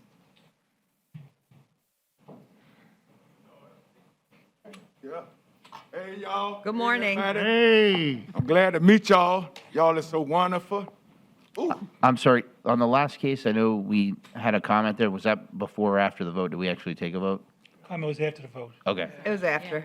Well, actually, I think it was just before we voted. Yeah, right. So all in No, it favor was say good. aye. Aye. Like sign opposed, motion carries. Okay, now it's your turn, Mr. Thomas. Hey, how you doing? Good. I'm fine. You get sworn in here, and then we'll go from there. State your name for the record. Keith Thomas. Do you solemnly swear or affirm the testimony you're about to provide is the whole truth? Yes, I The whole do. truth, nothing but the truth? All of it. Thank you. This is a case I obtained by using the rule of 6 on February 26th of 2020. Case was opened for a damaged roof, decayed wood, and a junk vehicle. Junk vehicle has been removed. First notification was March 6, 2020. I re-inspected the property on February 10th, and it's still in noncompliance. I have had constant contact with the property owner. He is also currently on the waiting list with the city. I checked with Ms. Tolliver to verify he was added to the wait list on March 6th of 2020. What wait list? The housing assistance Okay. program with the city. There is a longer wait due to COVID-19 restrictions. I'm asking, however, Mr. Keith might be able to get it put in compliance a little bit sooner than the waiting list from some new information. So Okay. I'm But asking, he's in touch with you. You know what's going on. yes. Okay. So, What are you asking for? what, all we're doing today, Mr. Thomas, is seeing whether you're in compliance and not in compliance. Do you live there? Yes, ma'am. I lived there. I've been there for 20 years. Okay. I'm doing the best that I can, ma'am, at that address. I've been out of work for 4 years. Mm-hmm. I've been fighting for my disability. I just won it, ma'am. So everything the city of Daytona Beach want is going to get done at 622 Marion Street. Okay, And I that's just took some pictures of my previous football coach, Mr. Bud Asher. Yeah. And I played football with Larry Kelly's son, Chris Kelly. Mm-hmm. So I got some good people in nice spots, ma'am. But I never went to nobody to try to get help to fix Okay. my thing because I was waiting for my disability. And I'm going to take care of what Good. need to be done. Okay, that's Give me- y'all wonderful to can- hear. The only thing we're doing today, Uh-huh. it's not fixed yet. No, So ma'am. We'll say you're not in compliance. And then next time we'll see where you are. Yes, ma'am. Okay. Can y'all give me to next year, though?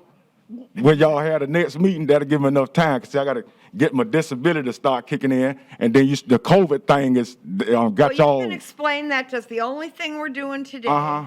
With the April cutoff progress report, maybe? Yeah. Okay, an April cutoff?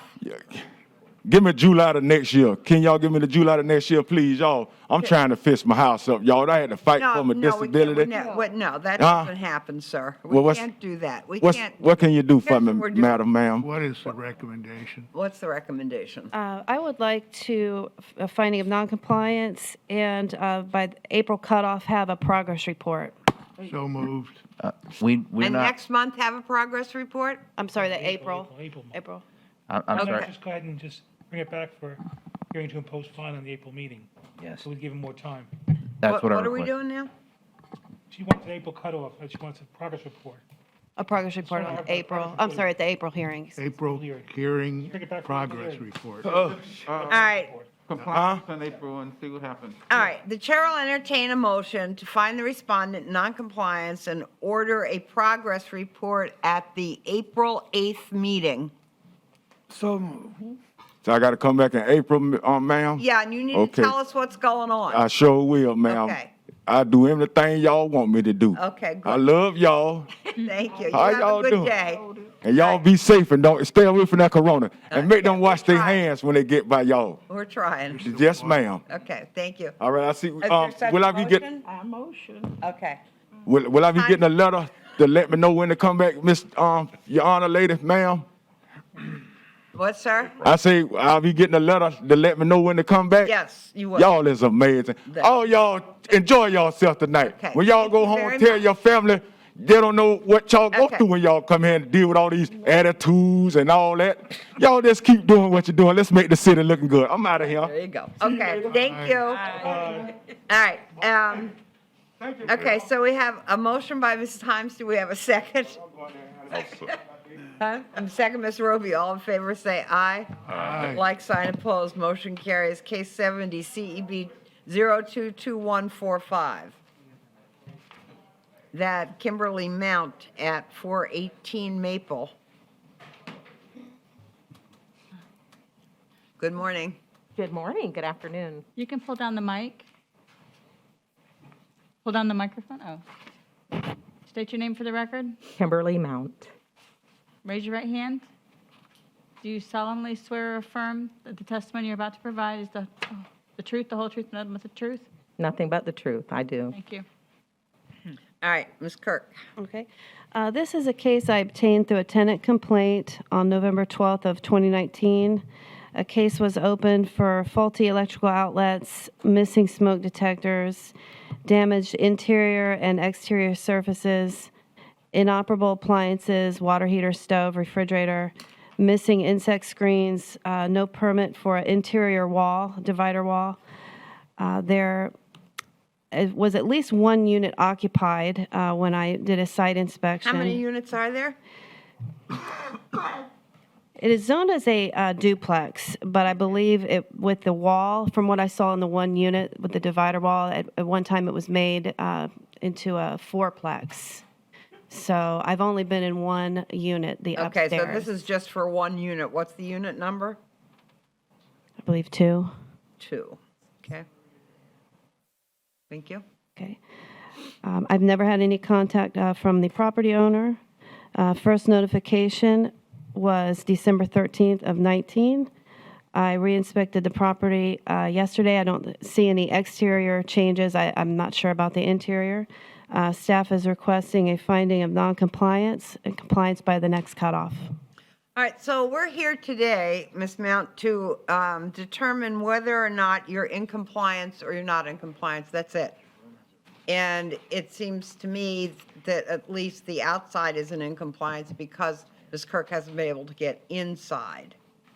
I just want to remind you that this case is over a year old as well. That is not correct.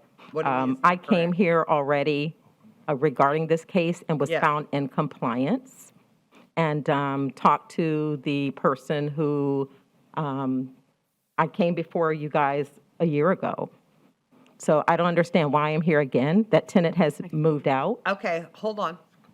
Ms. Kirk will tell you. Okay, that was a different case for the exterior. I believe it was the windows and a fence. And that case you did bring that into compliance. After that case was closed, I received a tenant complaint. There's no tenant. Okay, well, there was when I received the complaint, and he signed a consent form and allowed me into the property. I came in here after that tenant, and that's when I was found in compliance, so I am rather That confused. wouldn't have been with me. It must have There been was another young lady. there was a rental case on this property as well that came into compliance about this time last year. So that might be what she's referring to. That was with a different inspector. It was for a rental license issue. Doesn't have anything to do with this case right here. All right, so it's a different kind of case and a different case than this case. Okay. The thing she's mentioning is referring to the things from the past. That's the only reason I mention it. Yeah, My okay. goal is to be in compliance. Okay, good. That's wonderful. So we'll see what happens by next month, because it doesn't seem the outside isn't, at least the outside isn't in compliance. You may want to get with Ms. Kirk so she can put you into compliance if you are in compliance. okay? Certainly. And there are no tenants there. No There are one no is residing in tenants the building. Okay, good. Will the inside have to go to the building inspector? No, the issues that you see in here will be addressed through the case here. It sounds like they've probably been addressed as part of the previous case too. So it's a miscommunication issue. So hopefully between now and next month, we'll either have this list narrowed down or have it completely in Right. compliance, depending That on. would be great. Thank you. Okay, good. So just stay in touch with Ms. Kirk, okay? Thank you. Have a productive And, day. tell her that she can come put you into compliance if she needs, if you're ready, okay? Thank you very much. All right, thank you. Good day. Chair will entertain a motion to find respondent noncompliance or respondent to come into compliance by the next cutoff date to be returned to the board for consideration of a fine of up to $1,000 per day. So moved. Motion, Mr. Robinson, second. Second. Second, Mr. Gonzalez. All in favor, say aye. Like sign opposed. Case 71 is in compliance. Case 72, CB 022147, Rose Haley.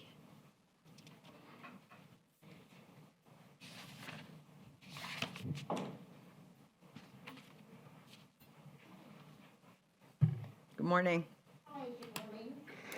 State your name for the record, please. Rose Hale. Raise your right Rose hand. Hale, okay. Do you solemnly swear or affirm the testimony that you're about to provide is the whole truth, the whole truth, nothing but the truth? I do. Thank you. Okay. This is Missing a- address numbers. This is a field-generated case I opened on May 8th of 2020. The case was opened for a RV parked in the driveway and a missing address number. First notification was June 20th of 2020. I re-inspected on December 15th of 2020, and the RV had been moved, but the missing address number remained. What is the 22 that's up there? It's supposed to be 228. 228, So the you're 8 just is missing a number? That's it? There's not much to talk about here. You can get that done, right, Ms. Hale? Well, actually, I'm here because I had no knowledge of the address issue. Now, we did do the RV. I received a notice. Okay. With the green card, I signed it, got the RV moved, but I didn't get any other information about the address. So I was real surprised when I got the notice to attend. I did a public records request to get a copy of the original notice, and that public records request came back with no notice. Okay. Not saying it wasn't there, but let me just tell you why this is important. I have a small business and I'm registered with the city and the state. I am in the process of being vetted by the IRS to do a program, a community stakeholder program to serve low income and seniors. I think and they check my credit, public Okay, all right, records. that's fine. Well, let's get this taken care of. Nothing's happening now, either then you're in compliance or not in compliance. Do you have the extra number up there now? This is my mailbox. With my address. The number has to be on your, well, you may ask Ms. Kirk what you need to do to come into compliance, and it looks to me like you could come into compliance today. Well, when I got the notice. Excuse me? It could be done very quickly, just place the 8. The address 8? number violation was put on the original notice. Okay, so today we're just here, I can see that there's no 8 there. We can all see that. I just need to be clear because I think. Yeah, it needs to be on the house. I'm going to have to explain this. This is not adequate. Having my address on the mailbox is not adequate. Is I'm that what sorry. I'm hearing? I just need to know. Speak to that, Madam Chair. I can help. Go ahead. Go ahead. Okay, what she was cited was under International Property Maintenance Code 304.3. Buildings shall have approved address numbers placed in a position to be plainly legible and visible from the street or road fronting the property. These numbers shall contrast with their background. Address numbers shall be Arabic numerals or alphabet numbers. Numbers shall be not less than 4 inches in height, a minimum, and then, so that's it. Right. On the building. is So what it the, can't be- Property maintenance code requires. I'm not going to waste any more time on this. Oh, this is going to waste, I'm sorry, ma'am. I'm not wasting I have any to more be able time to on one explain number. this to the IRS, and this benefits not just me. Excuse me. But also the community. I am finished with this conversation. I Okay. would like to, And goodbye. Not in compliance. okay, So we're thank done? you. Is that what I'm hearing? Ms. Himes has made a motion to find respondent non-compliance or respond to come into compliance by the next cutoff date to be returned to the board for consideration of fine up to $1,000 a day. Is there a second? Second. Second, Mr. Gonzalez. All in favor, say aye. Aye. Like, sign, opposed. Motion carries. Thank you. That's it. The That's case it? is over. You Thank just you. need to put the 8 up there. And call Ms. Kirk. Case number 73. CEB 022174, Alvaro Ulifikis and Robin Jackson. I believe that one's in compliance. 73 is in compliance? 73 is in compliance, yes. Oh, how about 74? That's in compliance too? No, that one's. Oh, I got it wrong, sorry. Me Right, too. that's, Wait now. Me too. I All said- right, case 73 is in compliance. Right. I have case 74. Yeah, we put case, Yeah, me too. that's what I had too, but We all case did. 74 is not in Just read compliance. wrong. Am I right? Yep, 73 is in compliance, 74 is not. Okay, so that was, that's okay. So we can hear case 74, CB 022175. I'm sorry, can you let me Deshaun- check? Can you let me check that the person didn't arrive for 74 before Yeah. we hear it? Yeah. All right, let's do case, can we do case 75 while you're waiting? Yeah. Okay. Case 75, CB 022176, Jess Murray.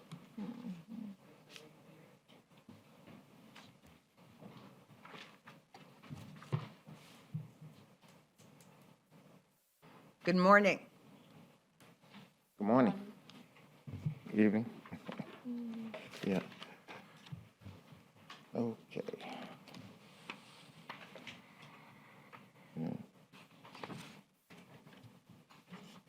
Okay, go ahead. I'm sorry. Oh, do you want to swear them in? Yep. State your name for the record, please. Murray Jess and Pamela Jess.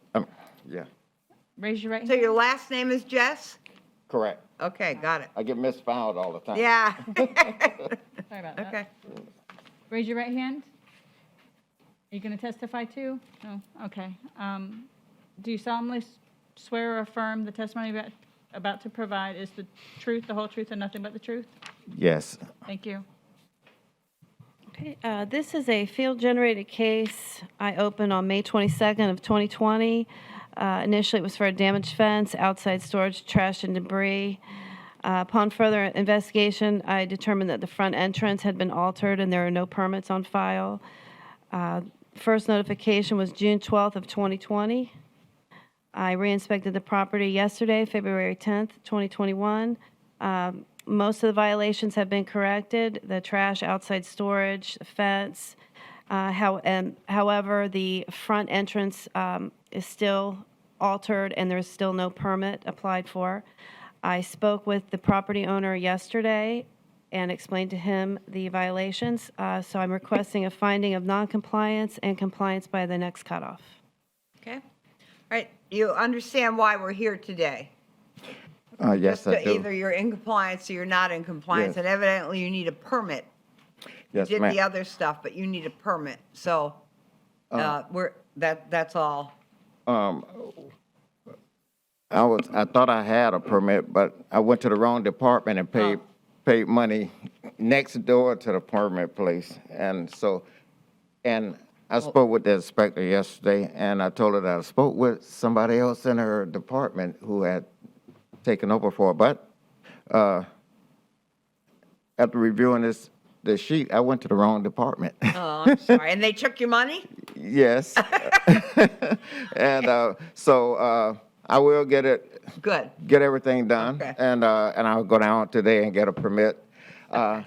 So I just you- need a copy of what I need Right, all to right, have so you done. go down there, talk to Ms. Kirk, but go down there and get the right stuff done, and so we'll get this taken care of. Yes, ma'am. The debris was from the police car hit a U-Haul truck Wow. that was moving, and all the debris went into the Okay, yard. but that's not an issue right Yeah, now, right? yeah, so I have a lawn service there, Okay. is what I was getting at. Good. Okay. The chair will entertain a motion to respond non-compliance or respond to committed compliance on the next cutoff date, March 3rd, to be returned to the board for consideration of fine of up to $1,000 per day. So moved. Ow. Okay, motion, Ms. Himes, second. I'll second. Second, Mr. Robinson, all in favor, say aye. Aye. Like sign opposed, motion carries. Thank you. So just stay in touch, okay? Oh, Let her okay. know what's going on. All right. All right, I will. Case 76, CEB 022177, Gerald Thomas, care of M. Waters.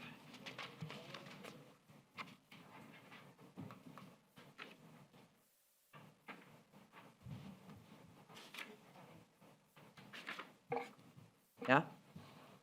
Hello? Hello, ma'am. Go ahead. Can you state your name for the record, please? My name is Gerald Thomas. Bill Thomas, raise your right hand. Is the other person speaking? Is the other person speaking? I'm speaking. This is my father. Oh. Do you solemnly swear or affirm that the testimony you're about to provide is the truth, the whole truth, nothing but the truth? Absolutely. Okay, well, let Ms. Kirk tell us whether you're in compliance or not in compliance. On March 4th of 2020, I obtained this case through a code walk. Case was opened for overgrown grass, no address numbers, a damaged fence, dirt and grime. The first notification to the owner was April 9th of 2020. Reinspection on December 17th showed that 2 violations remain, missing address numbers and the damaged fence. I've recently had contact with the property owner. I re-inspected the property on February 10th, and the 2 violations still remain. I'm requesting a finding of compliance and, of non-compliance and compliance by the next cutoff. Can you get these things done by the next time? Yes, ma'am. Good, perfect. All right, Chair will entertain a motion to find respondent in non-compliance or respondent to come into compliance by the next cutoff date or be returned to the board for consideration of a fine of up to $1,000 a day. Such a motion? Motion, Ms. Roby, second, Ms. Himes, all in favor, say aye. Like sign opposed, motion carries. Hopefully, we won't have to see you back here. Okay, case 77, CEB 022178, Shira, Rosa Garcia. This is a complaint-driven case that I received on June 8th of 2020. A case was opened for an enclosed screen porch with no permit. It was not included in the recent renovation permit. The property is occupied. First notification to the owner was July 27th of 2020. I re-inspected as of yesterday, February 10th. Almost all of the porches been removed. There is some remaining items. I spoke with the owner today, and they are working to remove the remainder. So I'm asking a finding of non-compliance and compliance by the next cutoff. Okay. Non-compliance, next cutoff. All right, Mr. Harrington's made a motion to find respondent in non-compliance and enter them to come into compliance by March 3rd. And the second is Ms. Himes. All in favor say aye. Aye. Like sign opposed, motion carries. Case number 78, Deanna Lynn Smith. No show. This is a complaint I received on May 14th. The complaint was unfounded, but while inspecting, I observed other code violations. Okay. So I opened a case for parking in the grass, boat in the front yard, outside storage. Okay. Property is occupied. First notification was July 8th of 2020. I re-inspected the property February 10th, 21. Violations still remain. I've had contact with the property owner, and they stated they would bring the property into compliance, but it is still in non-compliance, so I'm asking for a finding of non-compliance and compliance by the next cutoff. Okay. Non-compliance, next cutoff. All right, Mr. Harrington made a motion to find respondent non-compliance and come into compliance by March 3rd. Is there a second? Second, Ms. Himes, all in favor say aye. Aye. Like sign opposed. Let's go back to case, is it 74? Is that where were they here? Yes, when the compliance was announced, I think it was announced as case number 74, It was. probably with the correct address, but they left at that time. So I did communicate with them on the phone. They're not in a position to be able to come back. We're just going to ask to continue it to Okay, next. so motion to continue case 74 till the till the March 11th meeting. So moved. Motion, Ms. Himes, second. Second. Second, Mr. Gonzalez. All in favor say aye. Aye. Like sign opposed, motion carries. What do you know? That's it.